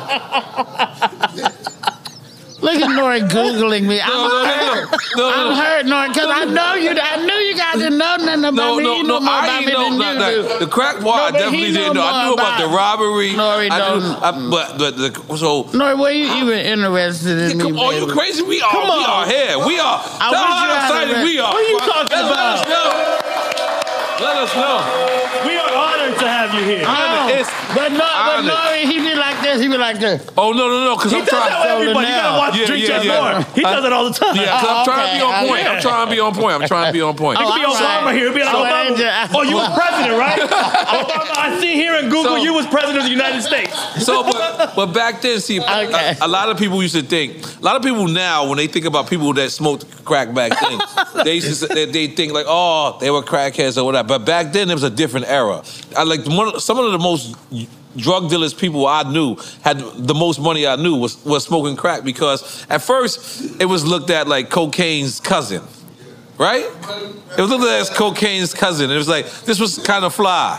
Or no, that wasn't when you was doing it? No, I'm looking at the he church. did too. The church say amen. Yeah, he did. So what was it like in your experience?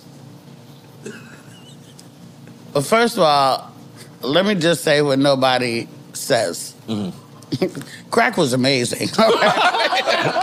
That shit. I've heard that about cocaine by itself. But you say crack is you don't get hooked because it's fucked up. That shit was amazing. What? It was amazing. So Nancy Reagan was wrong. But no, I said the reason she said just say no. I said that bitch ain't never hit a pipe in her life. She wouldn't just be able to say just no. She might say no. Thank you, Nancy. I actually listened to you, Nancy. No. So it was amazing. Yeah, it really was. This is the 80s. This is what time frame we talking? Yeah, this is before. See, because I remember. think it's the first for Drink Champs, by the way. Okay. Oh, okay, cool. Yes. I remember when it first started, when people was like using ether and all this shit, and everybody was cooking their own before you could buy it already cooked. Before it's Ready Rock. Ready Rock, which was amazing too. I was like, I ain't even gotta cook it, just bam. But it is, is absolutely the devil. It's the thing I regret, one of the biggest regrets of my life. I wasted a lot of money and a lot of time. But at this time in Oakland, California, you couldn't even have a friend if you didn't have no dope. Like, nobody would come over your motherfucking house unless you had a rock. I was doing comedy. I was getting paid in cash. I lived in a little area where everybody knew me. They knew I was coming home with some money. They started to Luenell. Let me have $20. All right, bitch, and bring me one too. And then they started this lonely, didn't have nobody. Because I get off work at fucking 1, 2 o'clock in the morning. Nobody comes home from work and goes straight to sleep. Right. You know, I want to, stay up, maybe watch TV, do whatever. Can't talk to nobody on the phone. And nobody want to talk to you. Nobody sane or working want to talk to you at 2:30 in the morning. But the dope man will. He'll come over. So, oh wow. I'll be right there. Yeah. So, my bad. Did you ever smoke crack, N.O.R.E? No, but I never. You but ever put it in a joint? No. Come on, N.O.R.E. No, but I took Molly, and I feel the same way about Molly. Are you comparing Molly to crack? Yes, I kind of like. Never. See, we had acid and shit back in my day. The paper acid? We had paper acid, but mine was, I liked, we had orange sunshine as well, but mine, I liked purple microdot. Ooh, baby. Damn, that was some fun shit. And what did it do, acid? It was, this was mescaline. Mescaline. I took a mess tab before. Mine was yellow. This champagne make me burp. It just was a fun. I don't like drugs that ain't fun. Like cocaine, after a while, that shit ain't fun. But crack is?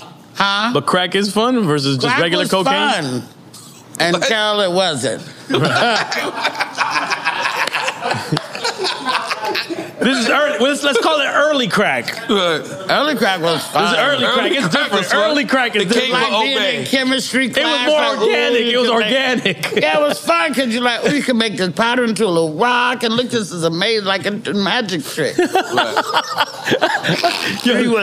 weeks later, no kids should be watching this, but kids don't try this at home. No, don't try this at home, kids. You said 3 weeks later you don't come out the house? 3 weeks later when you realize you ain't been out the house. I still got on the same clothes I had on that picture 3 weeks ago. No, that wasn't me. I changed my clothes. I was like a high-class drug user. You know what I mean? I didn't miss no shows. I was late picking up the kid a couple of times. I'll be right there, Miss Johnson. So you don't, honestly, on a serious tip, you don't think you developed a serious habit? Yes, it was serious.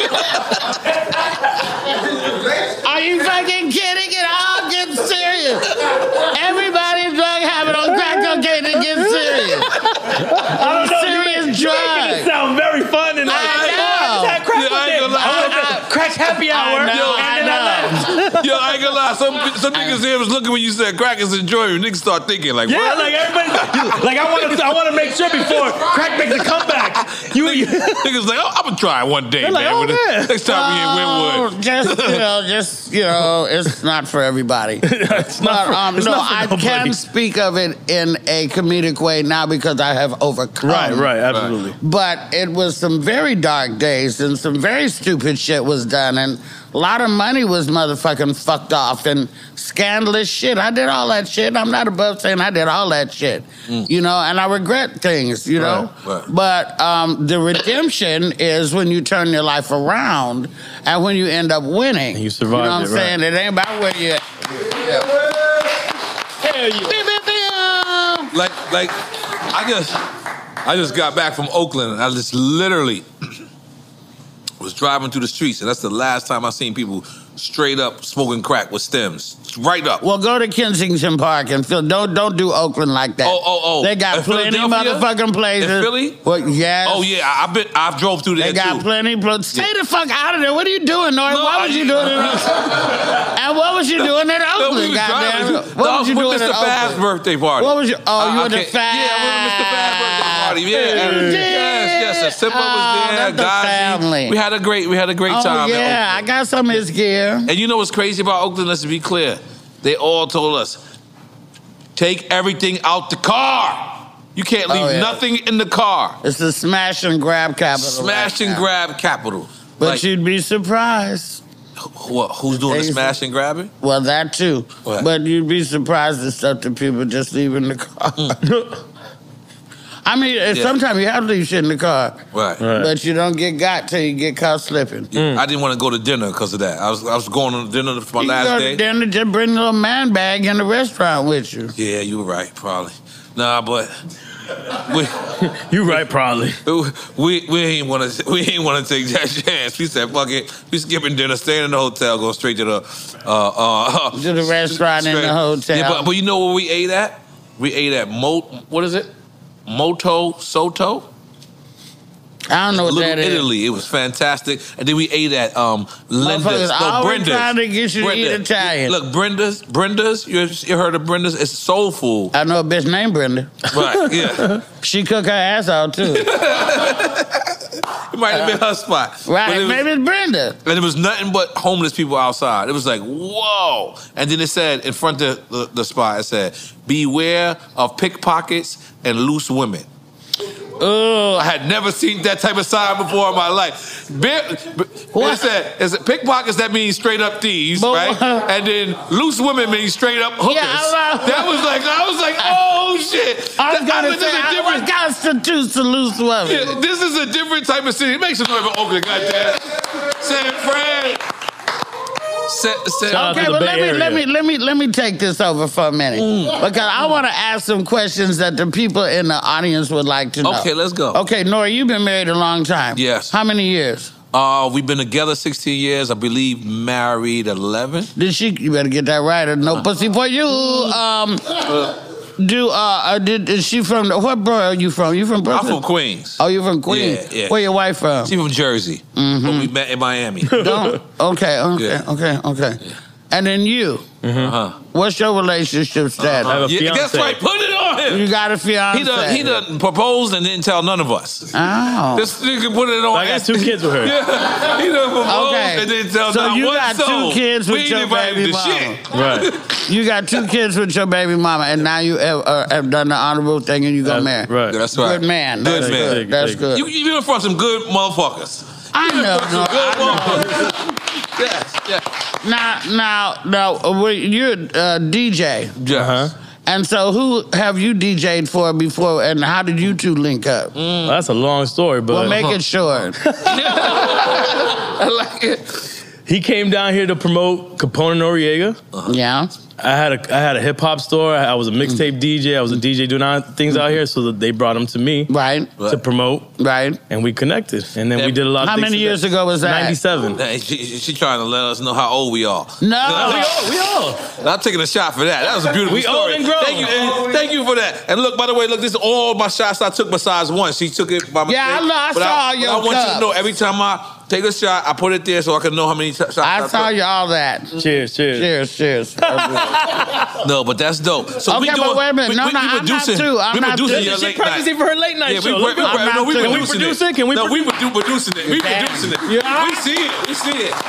Yo, we got the backing. We got the backing. And we got the backing. Yeah. We got the backing for it. Yeah, we producing it. Don't play. No, we can try. We gonna try. Oh, no. Listen, all you got to do is have me spin off the motherfucking a Drink Champ spin-off, motherfucking the female, you know what I'm saying, the flip. Mm-hmm. We gonna come up with the perfect name and everything. But my shit is not girly. Let's not say it because somebody gonna bite our shit. I don't want it to be like it's girly thing. Yeah. I just want to ask a question, you know, because bitches watch Drink Champs too. That's right. And they want to know things too. That's right. You know what I'm saying? Like, you gonna be the first guest to get Rihanna to come out. You gonna be the first guest. One on me. You know what I'm saying? Let's speak it to an existence. You gonna be the first one to get Rihanna to come out. Well, she does like me. Yes, that's right. Let's go. After the Super Bowl, you're gonna be the first one. Or maybe before that's the pilot episode right off rip. Yeah. Pilot? That's what I need to do. And if it's raining, we're gonna have an umbrella. Ella,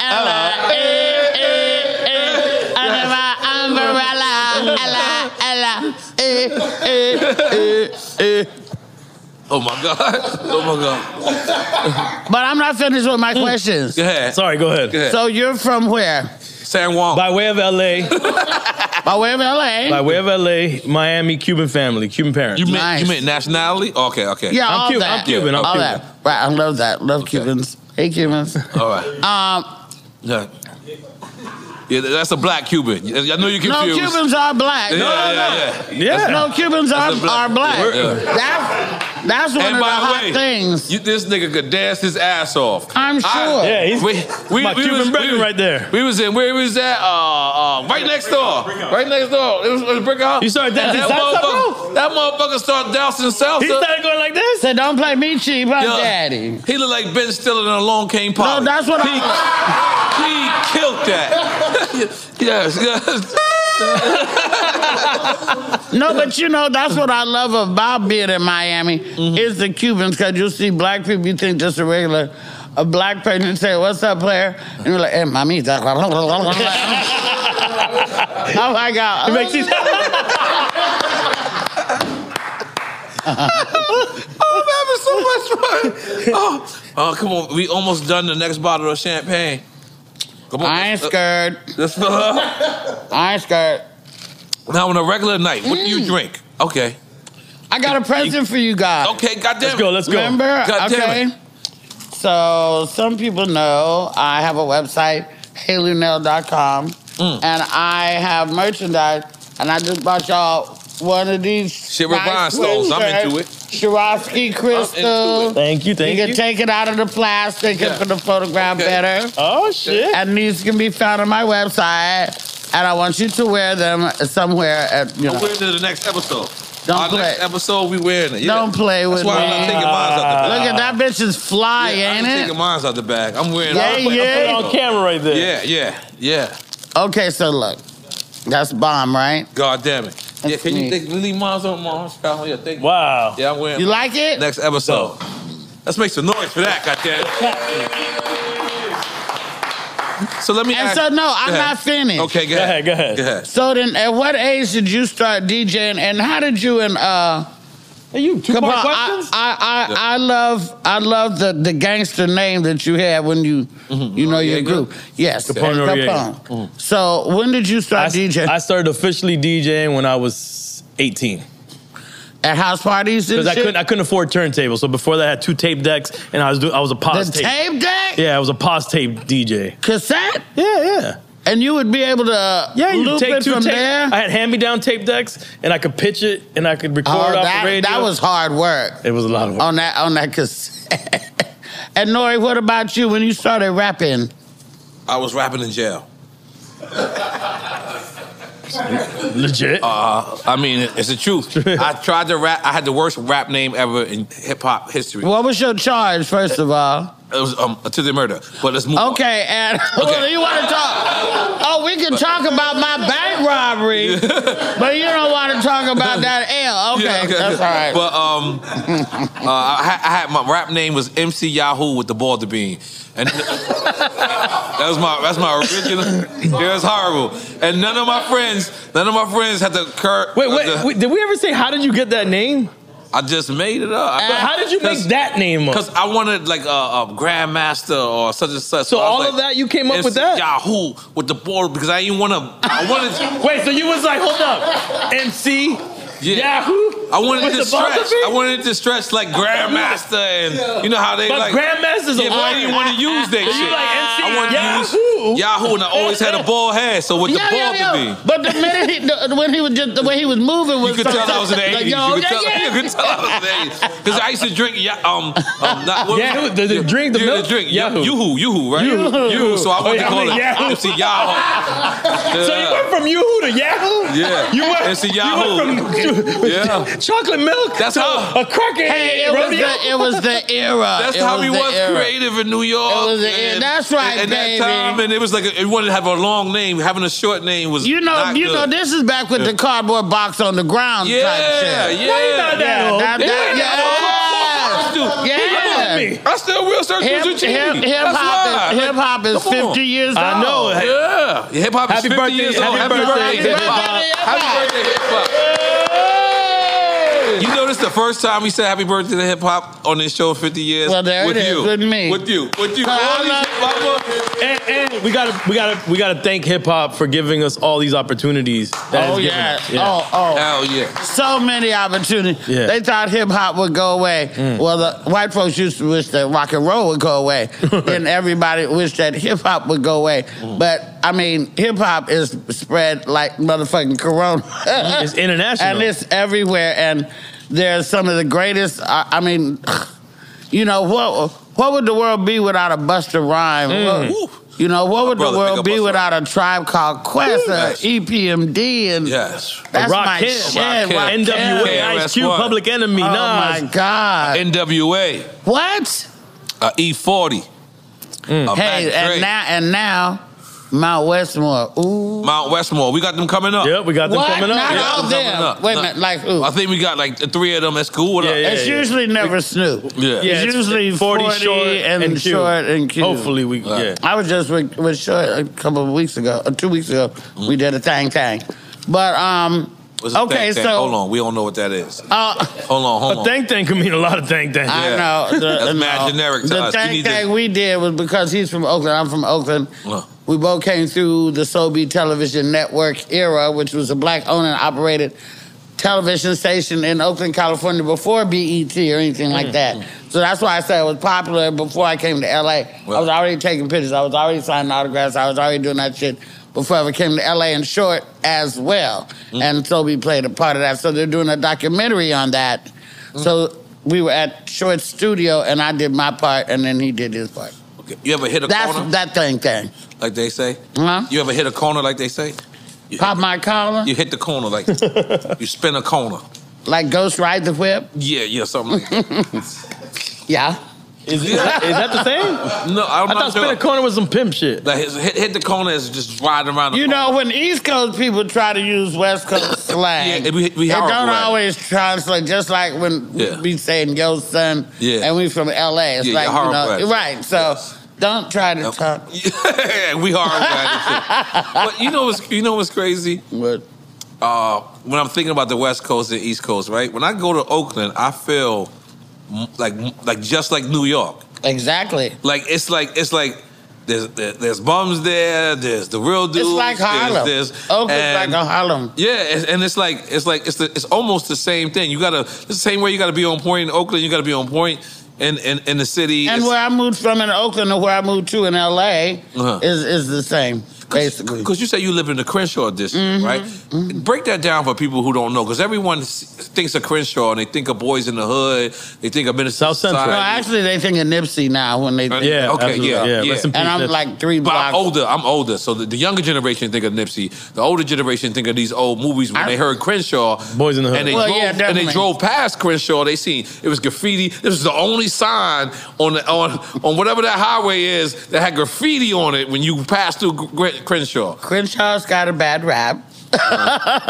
No, it's not. It used to be lit. Like, it used to be fun lit, and then it used to be violent lit as well. But when I moved there, that was pretty over. Not over. It's never over, but gentrified. No, it wasn't. It's beginning to be gentrified now. They got Whole Foods? No, but they did close the Ralphs, and I take offense to that. Closed Ralphs? They closed the Ralphs. I love Ralphs. I like Albertsons, just saying. And so, we don't got none of these here. Yeah, what's that other shit you guys got? We got Publix. We got Publix. Publix. And Winn-Dixie. Winn-Dixie, that's country. That's country fuck. It do sound, now that you say it. Winn-Dixie. But Oakland, I'm glad that you have been coming to experience. I'm glad you like Fab. Right, Fab is a big player. He's got his shop. He's got his shop stuff. Right. I saw Fab. No, we were talking about Crenshaw. Hold on, because I don't want to. Oh yeah, because I get mixed up a little bit. Yeah. No. So Crenshaw. Edit that shit. Crenshaw is. You saying there's nice neighborhoods in Crenshaw? Sure. Really? And is Crenshaw a city or? It's an area, a district. Okay. Like we would say a borough. Yeah, you could say Crenshaw's a borough. Okay. The Crenshaw district encompasses, different areas within that as well. Like, Lamert Park is in maybe the Crenshaw district and other little was the Angeles Vista. That's sort of in the Crenshaw district. It's a little, it's an area. And LA is so big and it got so many different areas. It's crazy. Yeah. Yeah. But I'm okay because I'm not one to live above my means. Right. Number one. I'm very comfortable, very safe where I'm at. Right. My neighborhood digs me. I dig them. I've been there for many years. My kid grew up there. And, I also have multiple other sort of like little residences and offices. Mm-hmm. And I wouldn't be able to have that if I was trying to pay a mortgage in a place where I really don't even spend any time. In the hills. I'm on the road so much that it's only like a very little time I spend at home. So I don't feel everybody's like, buy a house, buy a house, buy a house. You take this, buy a house, buy a house. Well, when you're single, it's easier to just say, hey, come fix your motherfucking water heater, player. Than it is to buy a new water heater, Right. My roof is leaking. Get the fuck over here and fix it. If you are a single woman, you feel me? If you don't have a man that can do it, you got to get contracts, you don't know shit about it, they're going to take advantage of you. So I just rent and make it be somebody else's fucking problem. In the meantime, I can rent 4 or 5 places for what I be paying for mortgage for one. Now, I'm not saying this is the thing to do. Don't be like Luenell. Right. Yeah, because people be like, you shouldn't be telling people, you should be trying to tell them their own shit, and you should. But own the land, not the building, because you don't own shit if you don't own the land. Word. Let's make some noise for that. Yeah. Now, one of the craziest things I've seen going to LA was people brought me to Baldwin Hills, right? Yeah, wait a minute. And let me say something about that, one more thing. If you buy a house and you don't buy it outright, like if you're not fucking Gucci Man or something like that, now you are bragging that you got a house, but really the motherfucking bank own it. Right. And so I don't feel, until I can buy a house. Outright. I just don't want to be, I don't have a morbid fear of lose. I've been evicted before and stuff. And I have a morbid fear of being put the fuck out. And I don't want to be in a house that really the bank own, and if some shit happen, I could be put the fuck out, depending on the circumstance. Right. That's just me. I don't. It's just my thing. So about Baldwin Hills, though, it is the Black Beverly Hills. I kid you not. That's like, I forget what year they brung me to it first, right? And I remember me thinking, like, it was so nice, I almost thought they were lying, because I was from New York and I never was used to black people having houses, let alone land, let alone property. And I remember people bringing me to that about 25 years ago, or maybe 22 years ago. And I remember me going to that recently and saying, not only is that neighborhood sustained, it's even gotten better. It's beautiful, and they had a TV show. Didn't they have a TV show called Baldwin Hills? Yeah, I could about the black elite kids up in Baldwin Hills, and I loved that show. And they used real locations, Simply Wholesome, all this type of stuff, which is also in that new movie, Eddie's new movie. But you people, yeah, I saw it. Oh, I just saw it the other day. Yeah, how's that? Great racially charged show. I loved it. I got some things to say about that. But the area is where, like, Tina Turner used to have a house. I think I think some Temptations used to live up there. Maybe Johnny Cochran. I don't know. It was some very amazing black folk that used to live up there. And a lot of doctors and lawyers and stuff like that. That's why they did that Baldwin Hills show. Yeah, but I mean, it's dope to see that, because a lot of people, one time I went to Turks and Caicos, and I remember going there and me walking through a whole black rich neighborhood, and I was like, this is Wakanda. Oh, like, I was just like, holy shit, like, this is real life Wakanda. All of us think we gotta go to Dubai to see that, or go to the Urania or Wakanda. I'm glad to hear that. I haven't been there yet. Oh, but I have been to Africa, and the thing that blows my mind, or Jamaica, is to go to the hotel and the hotel manager is black, and the concierge is black, and then the housekeepers are black, but it's not just the housekeepers and the cooks. The executives are black. The person in charge of tourism is black. Right. And to see that makes you go, oh. Yeah. You know, you sort of feel like, oh, this is what it's supposed to.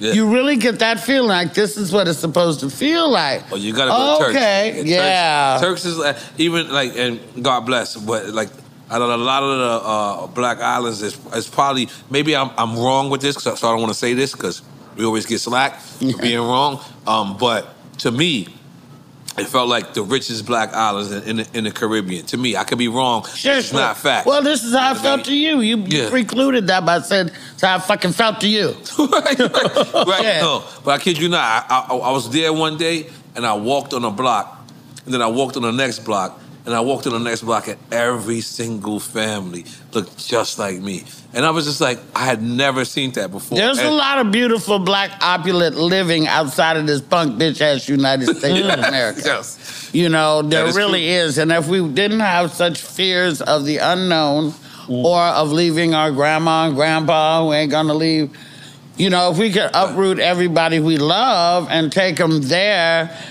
maybe that, you know, it's hard to leave and go somewhere where you don't know. Right. I believe, you know, and you got your relatives here, and you know they don't, you know, grandma don't even want to leave her 2-bedroom motherfucking house, let alone go to a different place. So how you gonna do that? Flying back and forth, it's very hard to leave. When motherfuckers say, "Hey, niggers, go back to Africa," we be like, "Please, can we? Right. How can we do it?"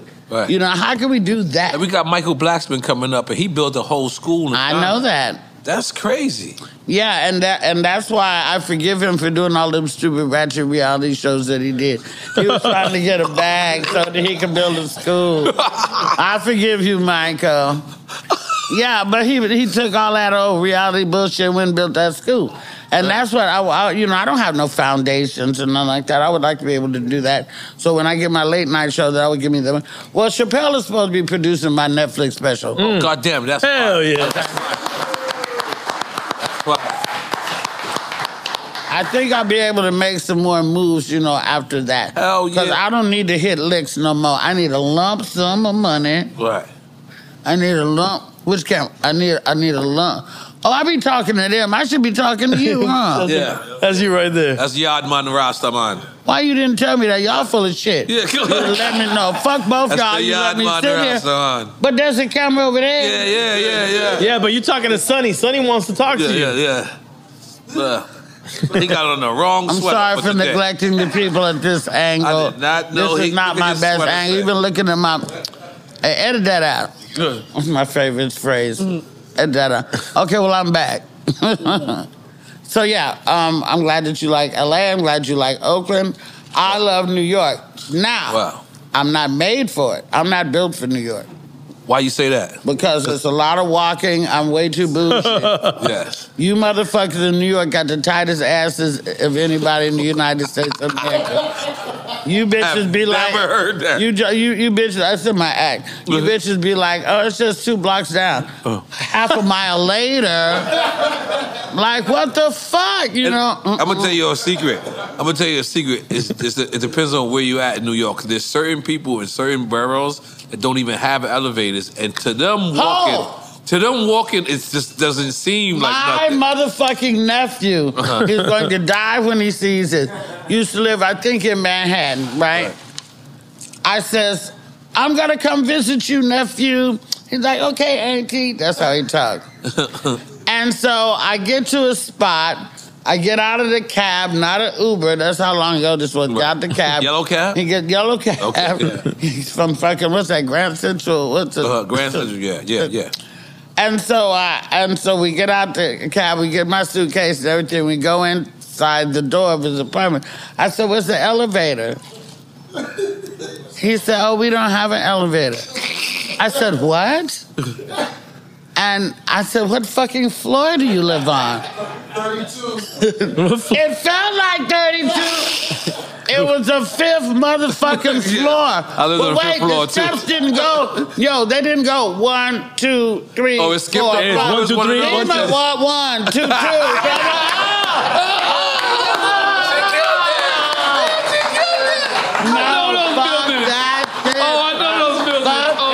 understand though. Fuck that. No. I'm like, they ought to let you pay $200 a month for this place. It was the tiniest You should get a apartment discount for I've every ever step. been. What? You can sit on the toilet and fry an egg on the stove at the same time. That's how small this motherfucker was. The shower was in like a closet. Right. And the motherfucker was tilted. You sit in the office chair, you got your ride. Yo, I said, how do you do your laundry? Right. How do you carry that shit up? And what do you do? What about groceries? Like, you come up and down the steps with this? You live here voluntarily? That shit, that's why I know y'all the baddest. New York is better. No, listen, I know a dude right now that has an apartment, like, it's $2,800, and they about to raise it to him for $3,000, and he has to use the community shower. No, that's wild. $3,000. When I say community, no. What I'm saying is, it's just like the on the floor. 4 or 5 people that's on the floor. But No, you gotta that's wake up. a community. You gotta wake up. insane? You gotta wake up and actually like jail. Like jail.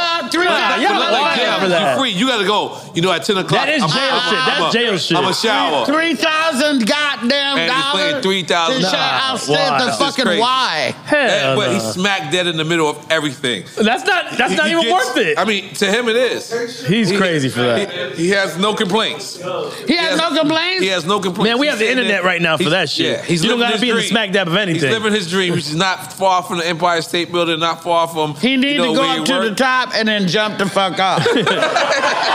And when he catches that herpes from that dirty ass shower, It's 444. 444. I'm gonna go take a piss. All right. That is crazy. Yeah. We're gonna take it to 5. Relax. No. That was bullshit. What? So I know you guys have a little tricky apartment like that out here. No, I want to take another shot with you. I was gonna ask. Okay, well, let's do it. Yeah. Now, you know who I do like? Like my other nephew lives in Queens, but I like Jersey. Jersey, yeah. I like Jersey. Yeah. I frequently Airbnb this house in Jersey. Okay. And I really like it out there. Oh, you an Airbnb type of person?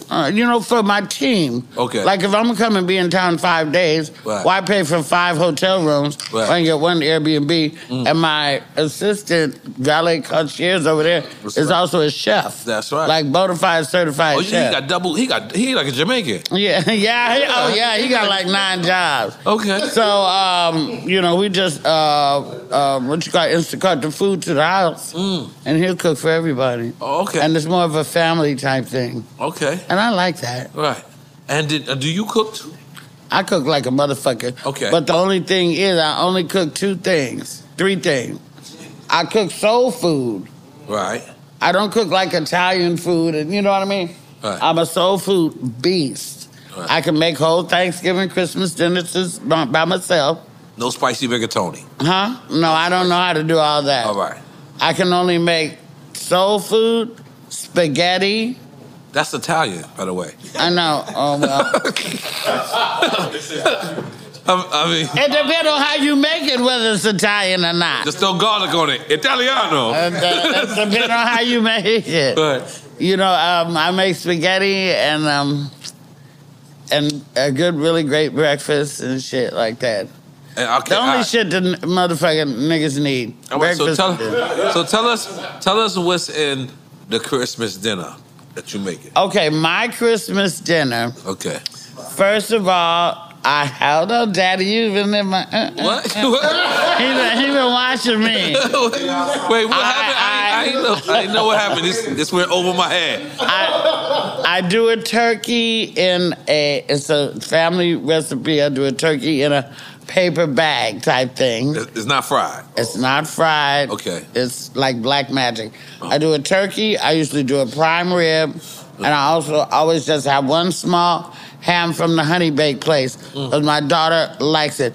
I don't want to hear from nobody about my motherfucking honey baked ham. Okay. We get the little one. We don't even have ham left over the next Muslims day. is not invited. Don't for fuck Christmas. with me on these 2 days out the year. Muslims and Jewish people is Leave me not the fuck invited. alone. Don't Yeah. fuck with me about the 2 days out the year. Okay.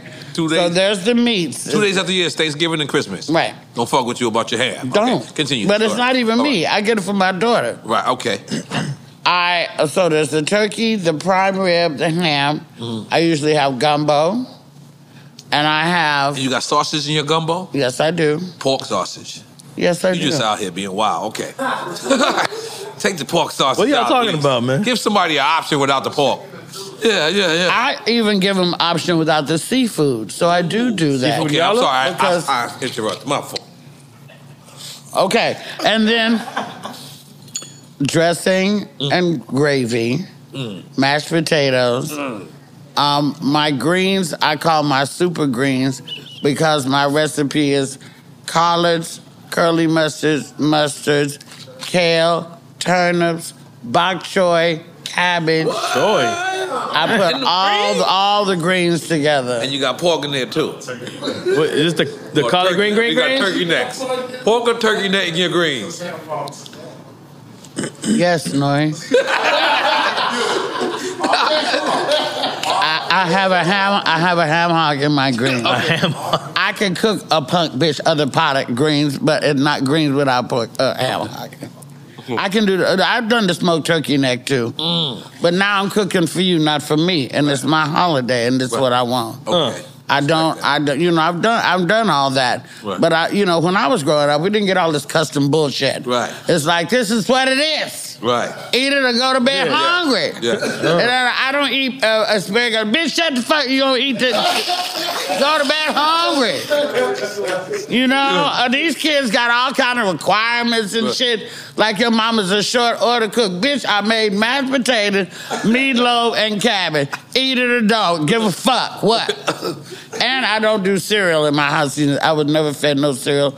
Never fed my daughter no cereal. Hot breakfast. I'm from Arkansas. We do eggs and shit like that. Okay, so but let's finish the Christmas. So then I have my macaroni and cheese, but my macaroni and cheese... How many cheeses? Hold on. My macaroni and cheese has been bomb until my chef assistant made macaroni and cheese for me. I counted this last... And it was sort of like, you know, Patti LaBelle got a macaroni and cheese that got like 7 cheeses in it. This motherfucker was like that. I'm talking about you take the spoon and go... Yeah. I'm getting hungry, just so you know. All right. Like that, macaroni and cheese, some sweet potatoes as well. And I think that's it, with maybe a sweet potato pie or a red velvet cake. Which I did not cook. Make some noise for I don't bake. Okay, so let's break down the spaghetti. Jesus Christ. My spaghetti. Okay, yeah. First, I do start with a name brand spaghetti over here. But over here in this pot, I'm going to take some olive oil with some, I saw this in The Godfather, very thinly sliced garlic. But see, I keep garlic marinating in grapeseed oil in my house. And grapeseed oil. Grapeseed oil. When they did it in jail? When they cut it in jail? Yeah. Yeah, that's good, fellas. And he had the razor blade and he cooked. What you said you did? This was crazy. You said you didn't do Italian. This is exactly Italian. Okay, but I said I cook spaghetti though. Okay. Let's continue. I want to. So I take the garlic and the like grapeseed oil and some onions, and I do that, and then I will mix that. And I add some mushrooms and sometimes some black olives, and I'll mix that together, and then I'll mix the sauce in with that. The sauce red. And let that simmer. That's Italiano. And then I just do my pasta. And I like angel hair a lot. I like the way it feels in my mouth. Okay. Got to have a special noise for angel hair pasta. All right. In my mouth. Now the last one you said is breakfast. I'm interested in how you're going to break down this breakfast. I hate to tell you right now, there's more pork involved, N.O.R.E. I can tell.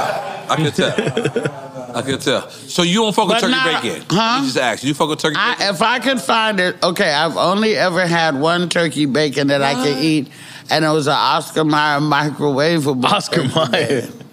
Because turkey bacon is more like beef jerky to me. It's chewy.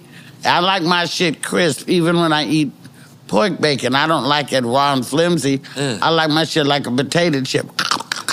Like that. about chicken sausage? You ever tried that? Chicken sausage I eat, but I don't like that shit too sweet. I don't like that, apple chicken. I don't like nothing too sweet. I don't like when they wrap it around. Talking about Drink Champs is different right now. Like, I'll be like, chicken. This is a different Drink Champs right now. Yeah, I mean, like, listen. You thought it wouldn't be different with me? Like, I'm not Nas. I wish I was. You are lyrical. What are you talking about? No. You are lyrical. Let me freestyle. Let's go. Yes. So you don't fuck with chicken sausage neither? No, but I fuck with chicken. Okay. So, all right. So if I come over your house, right? No, I don't eat pork or beef. Or whatever. No, I don't eat pork or beef. Okay. But I eat chicken. So I would maybe bake you some salmon. Ooh. Or maybe syrup. Because... pan syrup. This is love language. Pan syrup. Syrup. Pan syrup. What did you think I said? Yeah. Because he got lost at that point. He over there on my own. Yo, what's that shit people be doing on YouTube where they talk he over there on my OnlyFans. He ain't even paying attention to us. Because you ever had somebody come to the house that don't eat pork or beef? Yeah. Okay. And so I would do fish and grits. Ooh, fish and maybe some potatoes and onions as well. Some wheat toast from because I buy this bread it's called the Black Bread Company. Ooh. And it's a black bread company, and it's called the Black Bread Company. Ooh. And they're probably going to hear the shout out. Shout out to the Black Bread Company. I ain't never heard of them. Yeah, and so I have them send me my bread. Oh. And so I probably make you some toast. Now that's some Amazon shit, nigga. No big deal. She's like, subscription. Really no she big kept deal. it 100 with you. It's nothing. But, just maybe like that, and then maybe your eggs, however you like them, with cheese and green onion, with a little sauce on top, avocado on the side. Ooh. Or maybe just maybe make you a little omelet, egg white omelet, or whatever like that. Once you eat my food and eat some other things, you ain't going nowhere. You will break my soul. But you will break my soul. Let me ask you. Telling everybody. Everybody. While we on food, right? While we on food, this brother right here is our director. He's everything. If he was to come to your house, he's vegan and he's Jamaican vegan too. So he gonna ask, no butter. No cheese. No cheese. If he said it like that, he can get any motherfucking thing he wants. He's like, Lord have mercy. Lord have mercy. So if he came over the crib and they like, it's Thanksgiving. He's like, will it back, Luenell. Thanksgiving. And we like, we just did Drink Champs, we great. The rector's coming over and he want to eat. How do you cook for a vegan? If this is my man, right? And are you Jamaican at all or anything? Yeah, okay. Yeah. So that he knows what parrotfish is. Yeah. You know what parrotfish is. So I would probably make it my business to have, because this is a holiday. Parrot. This is the man I love. Right. So I'd probably make but it. he don't eat fish. He's vegan. You don't eat fish either? Yeah, vegan. I give you a bowl of cereal with some almond milk. Damn. I give you a bowl of cereal with some almond milk. Nigga, I don't know what. Hey, she said, Lord have mercy. First off, she said, no cereal. Then she said, well, nigga, you go get some cereal. Because have you never ate for a vegan? Cooked for a vegan? I've never cooked for a vegan, but I'm sure I could if I put my mind to it. Because let's think about it, right? If you make the greens without any poultry type broth, and just use like maybe a spring water, right? Sweet potato pie is vegan. And then cocaine is too. You can have cocaine, man. And throw some cocaine in that sweet potato pie. You done. It's plant-based. That is a vegan Christmas. That is a vegan. Look at her. She's thinking outside the box. Vegans, you are liberated vegans. That was a vegan Christmas. Vegans all over the place. Cocaine, sweet man, potato pie, collard greens with no blow. We're about to have a new vegan revolution. By the way, vegans were just playing around. Nah, vegans about to be walking around. We don't want vegans out here boycotting us. So my man, these niggas just think cocaine is a vegan diet. This shit is organic. That's a good point, though, man. It is. It ain't vegan. No, but I would do whatever. If I was in love, I would do whatever the fuck it was I could do. If we couldn't get home to his mama, I would do whatever it was I could do to make something for him to feel at home during the holiday, even if I had to cater it. Right. And then I fucked the shit out that motherfucker. Merry Christmas, nigga. Her champagne is low. I know, what's going on? Where's she at? I ain't never seen no empty cups on drink. That's right, goddamn. Y'all ain't doing me right. Yo, I ain't gonna lie. This is everything I thought it would be and more. I just want you to know you're a legend. You are somebody that's got to be saluted. You are somebody that you know what I love about you? Everything about you is comedy. Everything about you is you. Yeah, I don't. Whenever I'm asking you a question, I don't expect what I expect. I know you're gonna say something else, and that's so beautiful. It's so beautiful to see a person to live in their own self. You know what I mean? So many people, and especially nowadays, especially in 2023, people want to be what they expect the people to want them to be, and they don't want to be who they should be. It's just so much easier to be yourself. To be your mother. Just so much easier to be myself. Right. If you try to be somebody else, you gotta lie, and now you get caught up in one lie, you gotta tell another lie. It's a then it compounds. starts being hard keeping the lies straight. Right. Yeah, so I just I don't try to do nobody no harm. Right. I try to stay out the mess. Everybody gossip at the house, but I try to stay out of the mess. And I try to bring happiness and joy to people in such a hurtful world. We are in post-traumatic stress every day. When the news of the day is murders and killings, day after tomorrow, I'm going to be involved in the Trayvon Martin activities, with his mother, Sabrina Fulton. When I met her, I think she had came to one of my comedy shows. I was so honored to have her come see me. And I said, if you ever need me for anything, I'm there. And she finally called me, and I'm here. So I'm here to do this show, but I'm also here to, get with Trayvon and, host the celebration out in the park. There's going to be food and all that stuff. And for her to give back, because none of us, shout out to my very dear friend Ricky Smiley, just lost his son. Wow. And to outlive your children is a pain that I can't imagine. Like, there's no more comedy for me if that would have happened to me. I don't know how people go on, but if you keep waking up and keep breathing, you have to go on. So Sabrina asked me to come. I'm here to do that. I love doing what I do because I meet great people and I get good seats at restaurants and I fly first class. And all that fun shit that goes with it, But mostly I just get to talk to people. If I never get a motherfucking award, I've got awards from the people. If I never get an Oscar or never get I'll be hurt if I never get a Soul Train award. I want the black one. I want a Soul Train award. I want a Soul Train award. That was hard. Yeah, I want the train. I got a BET award. We got a BET award. That's awesome. We have not physically gotten it yet. BT, y'all. BT, can you send us our goddamn send the actual award? Like, y'all being blacker than black. How long has it been? It's been a while. A year? We almost going on a year, I think. Almost a year, huh? It's in October. We've been checking in. It's not in yet. But BT, man, we want our award. We appreciate it, but we want the physical award. Yeah, we want the physical award. I want one, and I want it within a year, BT. Right. But no, I just, just doing this and just the opportunity to, one of the biggest things that happened to me when I moved to LA was that I started seeing people that I adored from TV in person. Like I met Jack Hay in person. I'm like, wow, this is really her. I met Marley Gibbs in person, you know what I'm saying? And Andy Samberg and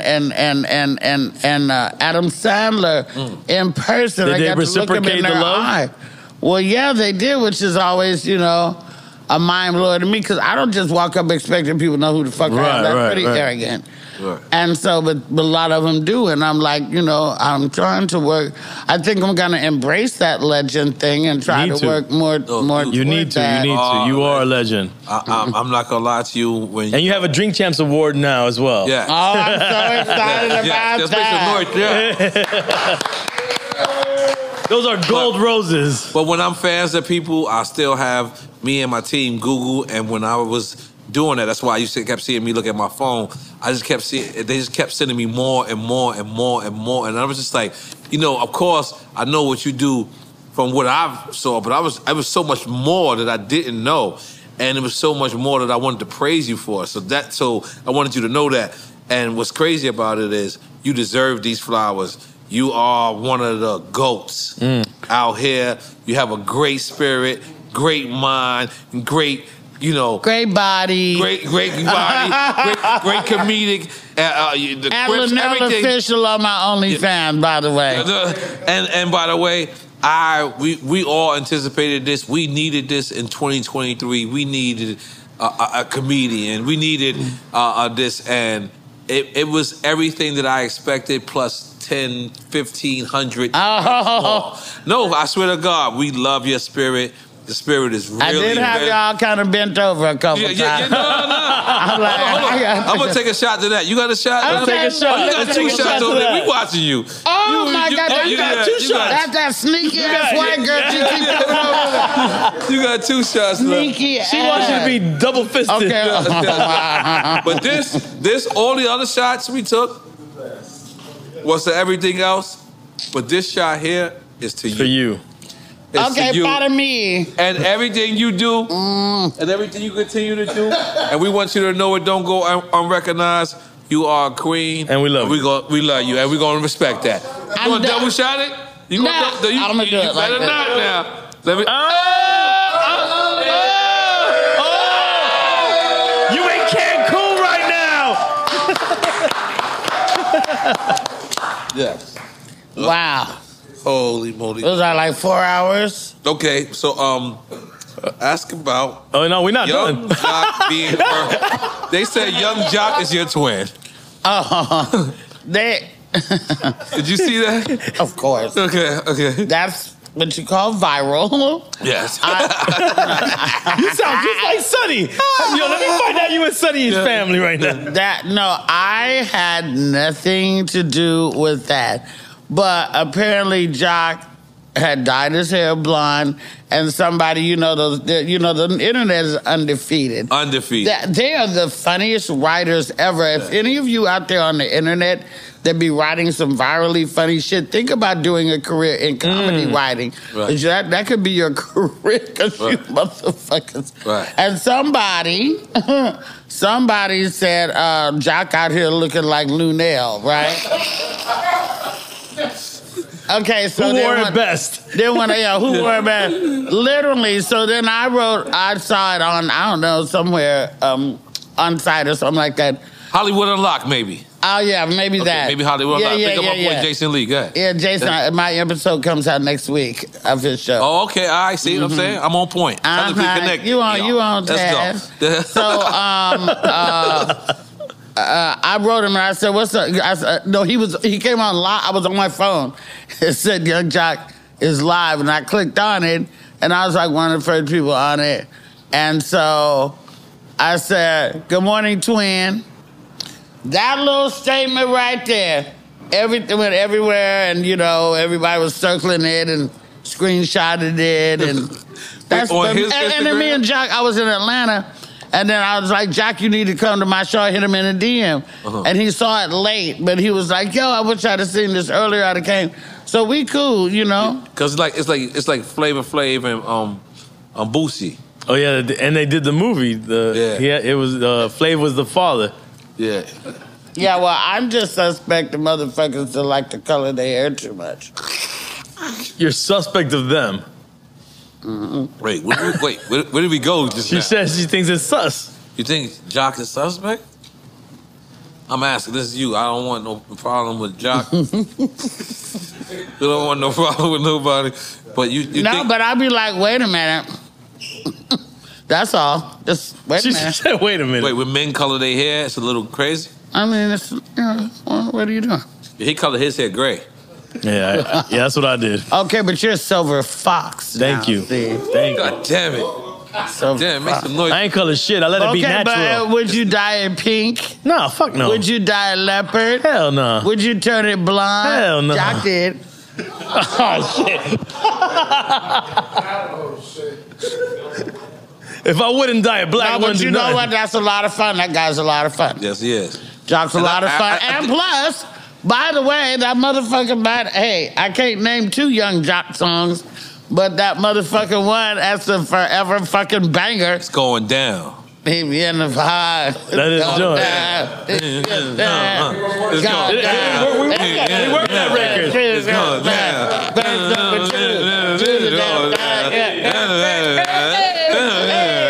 What's up, twin?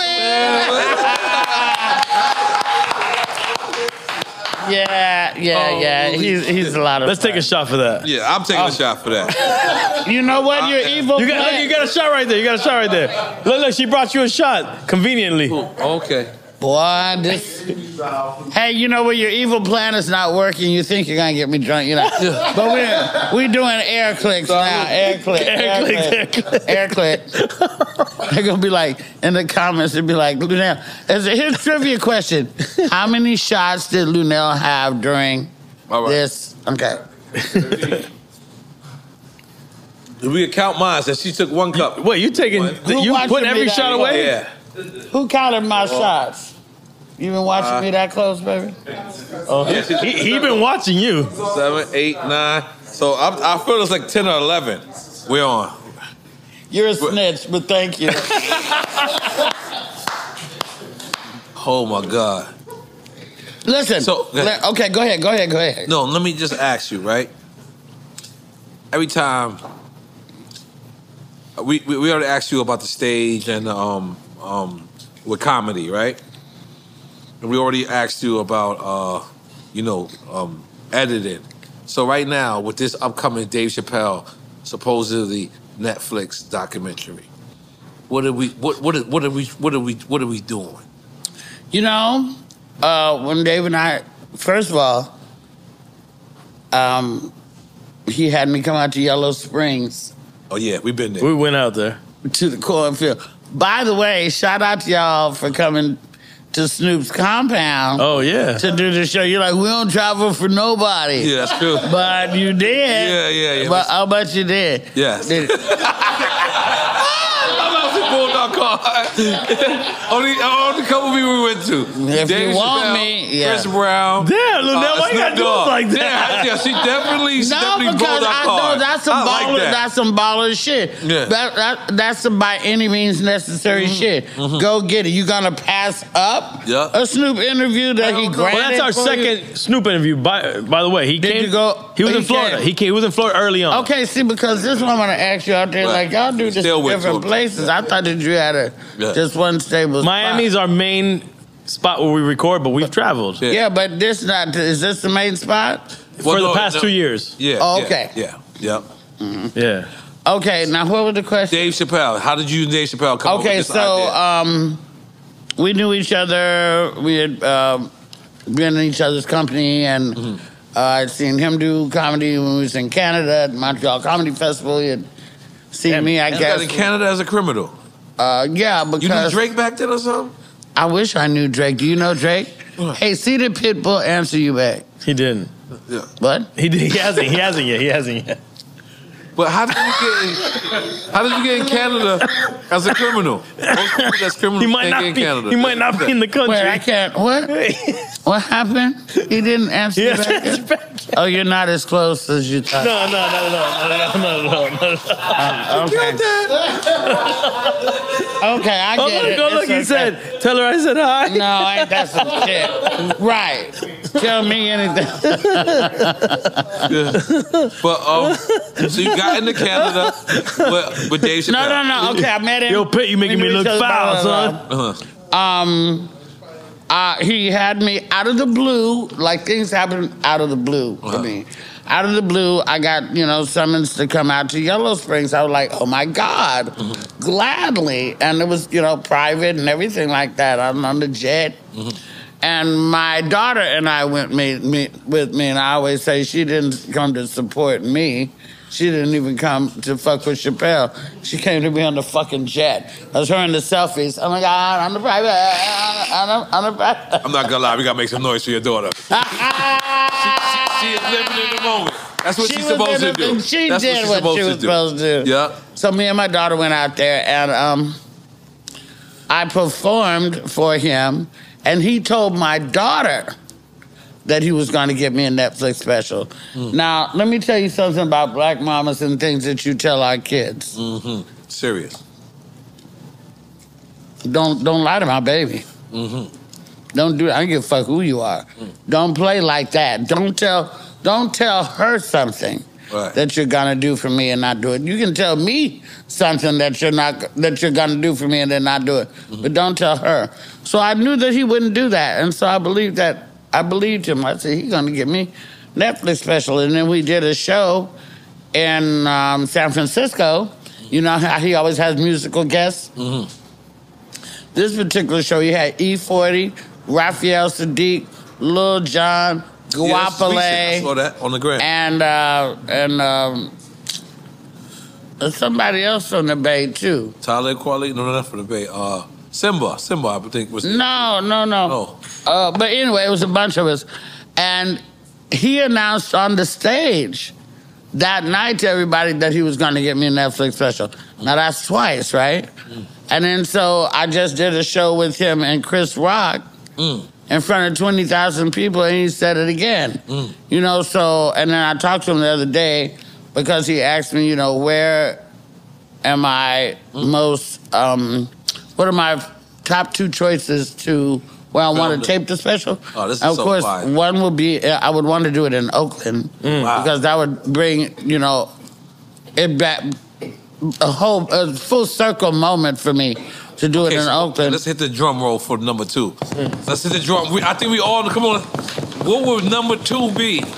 What would number 2 be? Vegas. Oh. Luenell live from Las Vegas. That'd be There's a lot of drunk motherfuckers there. Yeah, because I already have my residency there. I'm there. When I leave Florida, I go to Vegas. I'm there every Sunday. You have a residency in Vegas? Yes, I do. You are getting it. There was a whole thing on ABC. It's on streaming on Hulu now called Soul of a Nation, Blacks in Las Vegas.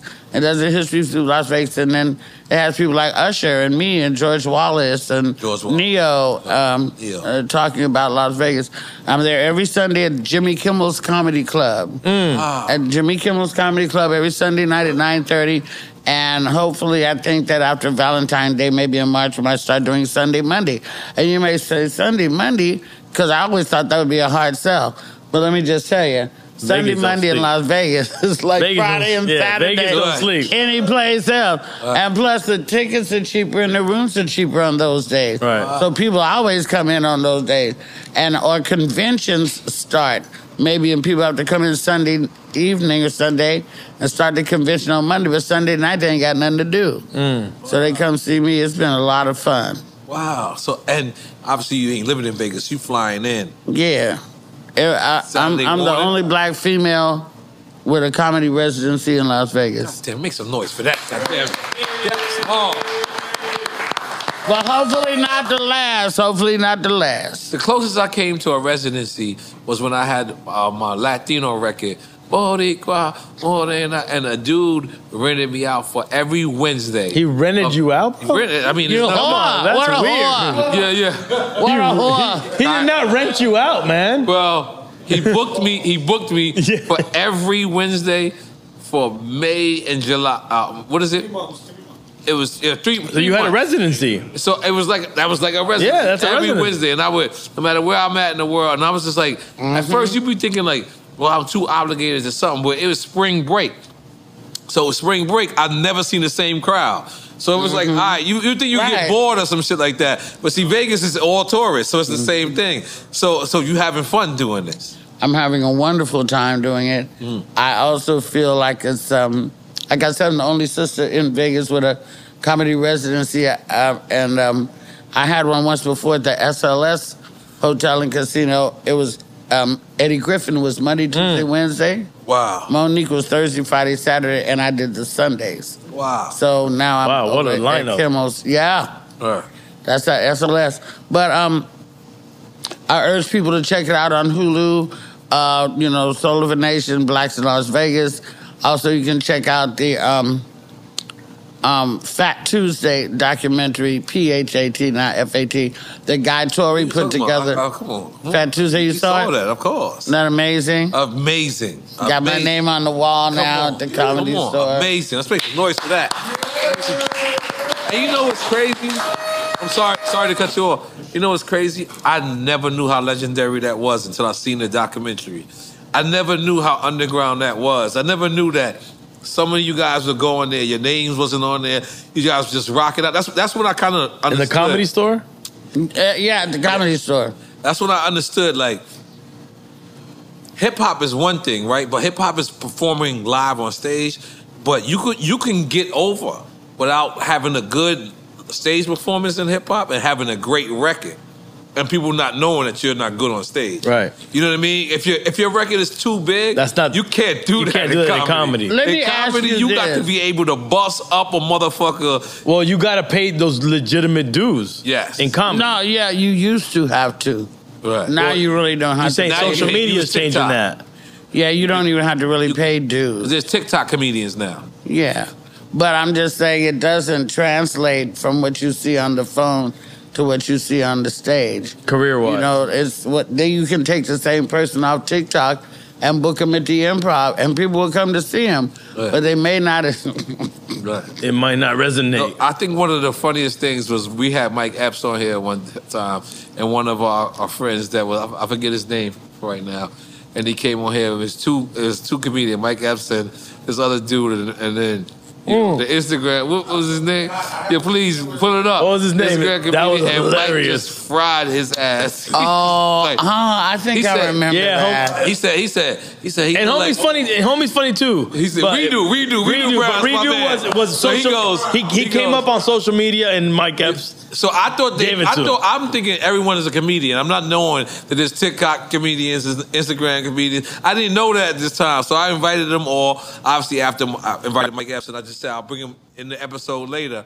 As soon as he brought him on, Mike Epps looked at him and said, "Man, God looked like he wanted to make you a midget, but said I'm gonna make you a little bit taller."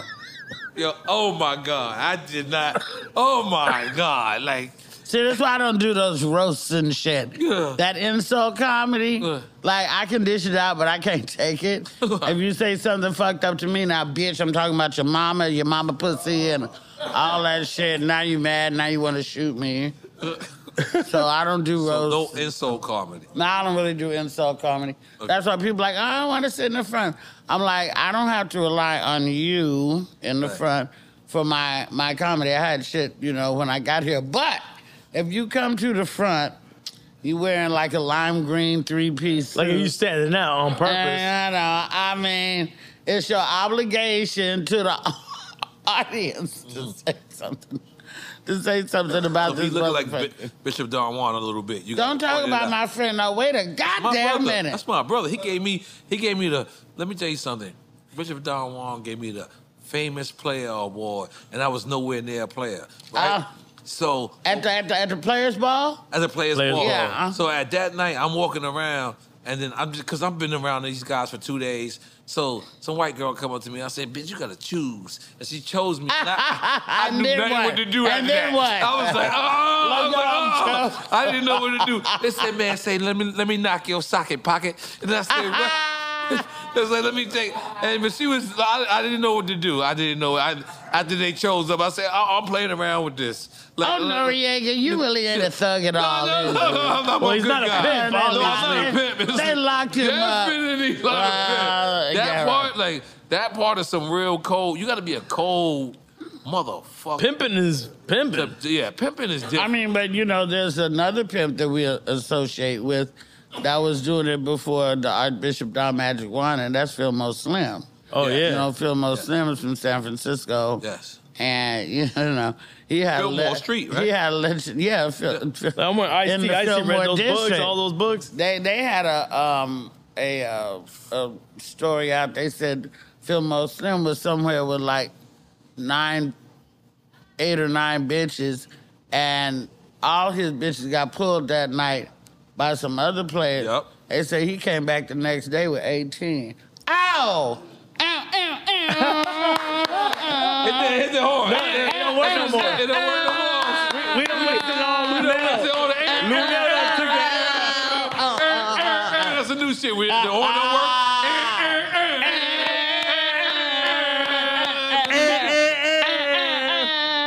Yeah. Now that's Wow, now that's real a player. Magazine Street, Fillmore Street. Magazine is in Vallejo. Yeah. That's E Fizzle territory. Yeah. Yeah. Hey N.O.R.E. Yeah. Hey, N.O.R.E. Okay, do y'all know Rakim? Eric B. and Rakim? No, just Rakim. There's a lot of Rakims in this world. Yeah. That's the MC. Of Eric B. and Rakim. Oh, okay. Yes, we know. Yeah, okay, Rakim. can we need you- him on here. Call him and tell him I love him. But that's his. You guest host if we get him on here? Would you guess? Call him, N.O.R.E. Now you gotta text him. I wish. I text Would I- Pitbull, you would text I No Rakim. guess? one, I don't know no one who can call Rakim like that. Would I Rakim is like guess Jesus. host? He is Jesus. Hell It's like yeah. Jesus. You gotta send him a something, a scribe. They don't even always look. You gotta get a pigeon. You got a Put white it- pigeon to and put fly. it- yeah. Yo, let's talk hip hop real quick. We done talked all the Let's shit. go. We gotta go. Let's go. All right. Okay, the motherfucking, what was it, the Soul Train? No, what was it, the awards? Motherfucker, when we saw Shine for the first time back again. Shine, did you see BET him? Awards? Recently, Wasn't you mean Shine- recently? Yes, he That's came the out. one when he we came were out the Bad Boy Diddy was reunion. there, the Bad Boy. Yeah. Oh my God. How happy was we to see Shine And now again? Shine's a Looking like baby politician. Obama I too. know, but He he... look like baby Obama too. Come on. I know. And he sounded great. That was He dope to sounded see Shine. great. That was dope. You know, he did the whole thing. I was like with it. You know what's the dopest shit about Sean? He got like 3 different accents. He got a straight American accent, then he had the Biggie accent, and now he's Belizean. It's fucking. Well, no, the Biggie accent is the Belizean accent. It's the Caribbean. It's the Caribbean accent. We are bigging him Nah, up. come bro. on. The Caribbean accent is the Caribbean accent. I'm not gonna let you change You this. can maneuver it a little bit. Listen. I'm not gonna let you change this up. We are bigging him up. He I had a am New bigging York him up. accent. He had a Biggie accent. And now he got a Belizean accent. Wait, you said And now I in love- New York, Biggie and a Belizean? Yes, I love it. I love it. Nah. I love every one of them, Sean. Wherever you at. Shine, you shine. We love you, Sean. I'm gonna come to Belize for no reason. We gotta go. No, we gotta go Drink Chance Belize and we over there. Belize. Now that's where I want to go. Let's do it.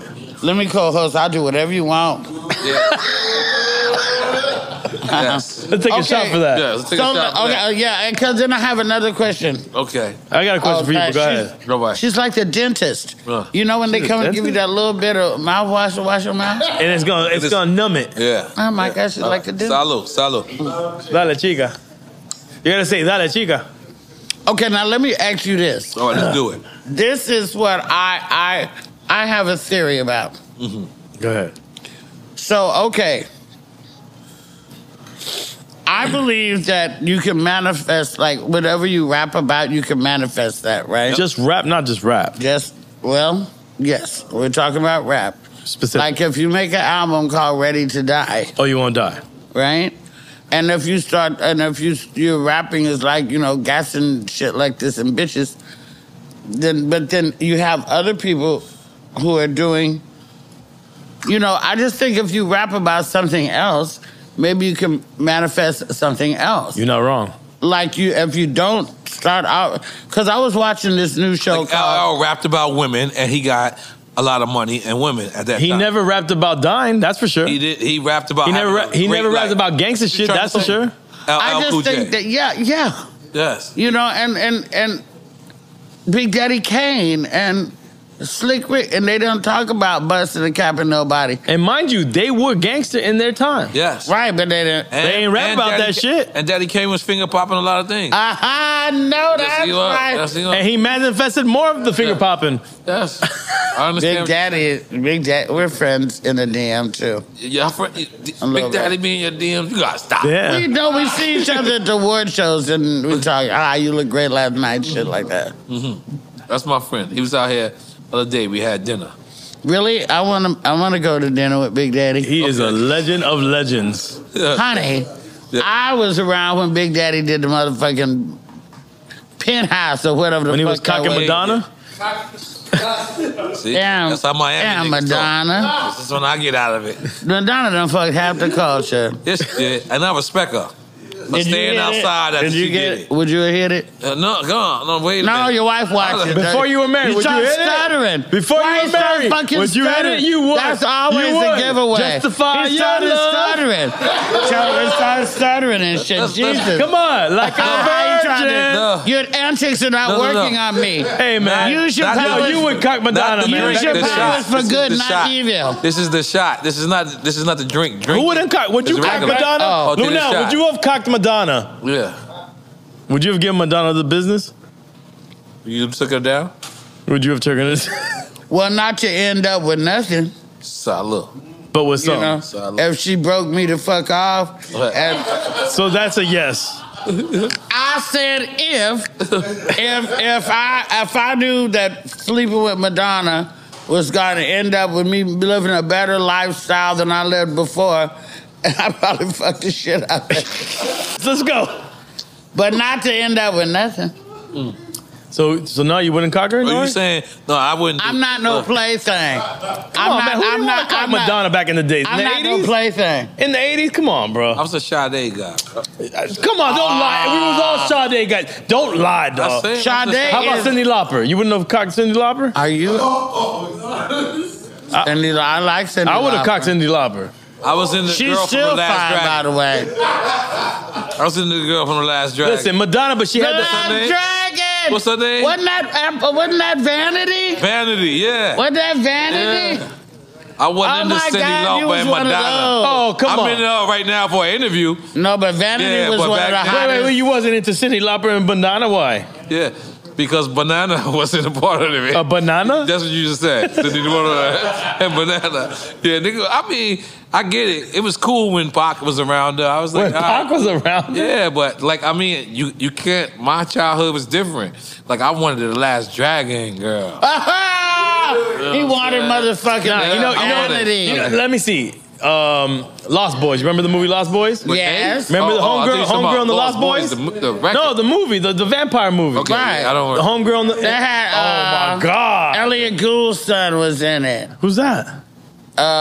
Oh no, Kiefer Sutherland. Oh, he was in it. He was in it. No, Kiefer Sutherland was in it. No, his son. Wasn't it him? No, his son. Donald Sutherland's son, Kiefer. Okay, baby. All right, we getting off. Go ahead. I love this. I ain't nothing wrong with that. Who is Cyndi Lauper as a girlfriend? Cyndi Lauper. But you know who I think is still very, very beautiful? I'm sorry. People say, hey, Luenell, if you could swap places with somebody, who would you swap places with? Like Beyonce? You know who I would swap places with?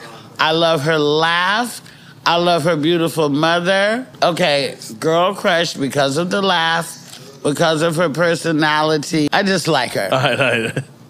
Ashanti. Oh, will you rock with me? Oh, baby, will you rock Ashanti with me? beautiful. Can you take it to the top with me? Ashanti beautiful. Always thinking of you, baby. Always thinking of you, baby. Will you rock with me? Oh, I just think she's fun. Yeah. And I think she's beautiful. No, she's beautiful. And I think she minds her business. She lives life. She has a lot of fun. Right. Her mother is beautiful. Yes, her mom been her momager for years. Momager and killing it. And they've been killing it. And I think she's a beautiful, wonderful girl. And I girl crush on Ashanti. If I had to be between Beyonce and Ashanti, I would be Ashanti for a day. Okay. But so let me ask you, and this is the last question, promise you. We take a shot to this and we take some pictures. Let's take promo. 20 shots. What do you think about Irv Gotti and what he said on Drink Champ? Oh, I don't go there. Oh, I don't go Jeez, there. what are we doing? Ask me something else, cause I don't go there. We're using this as an intro to every time somebody don't want to have. Keep going. I don't go there. Oh, I don't go there. Ask me something else, because I don't go there. We won't go there. I don't go there. We won't go there. I don't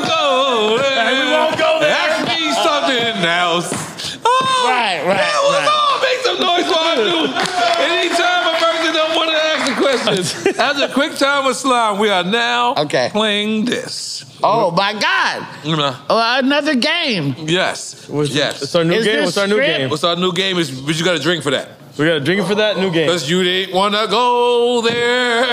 You didn't want to go there. You didn't want to go there. We won't go there. Ask for somebody else. Ask for somebody. Let's go. Drink shot. You didn't want to.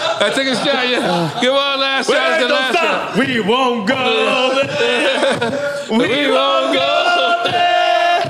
We won't go there. Ask for something else. We won't go there.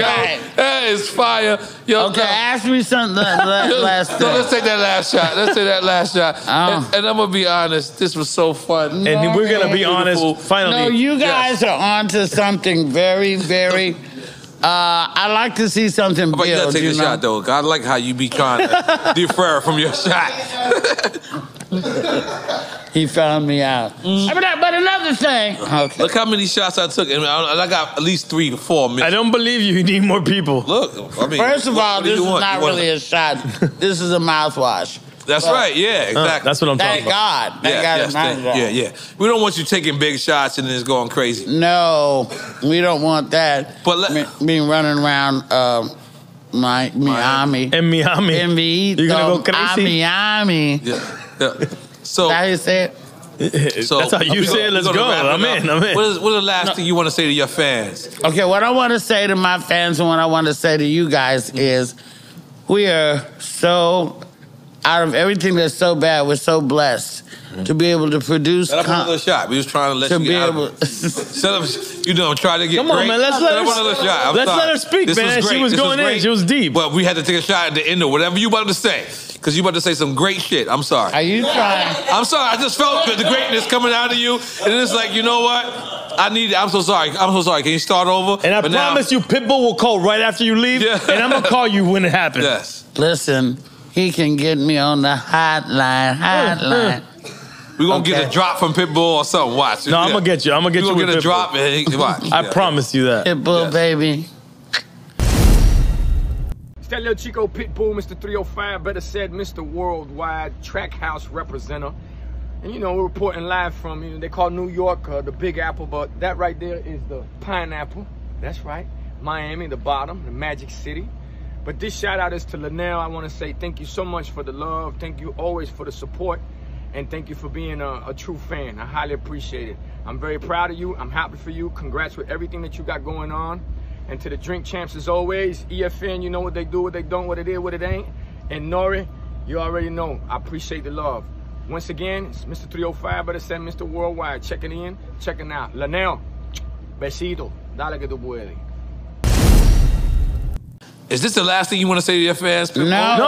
She was saying something. You were saying something very introspective. I was saying that through all the bad shit that's going on in the world, it's a blessing that through COVID and shit, people have been able to create their own content, find their own lane, find their own fans, and really... and OnlyFans, too.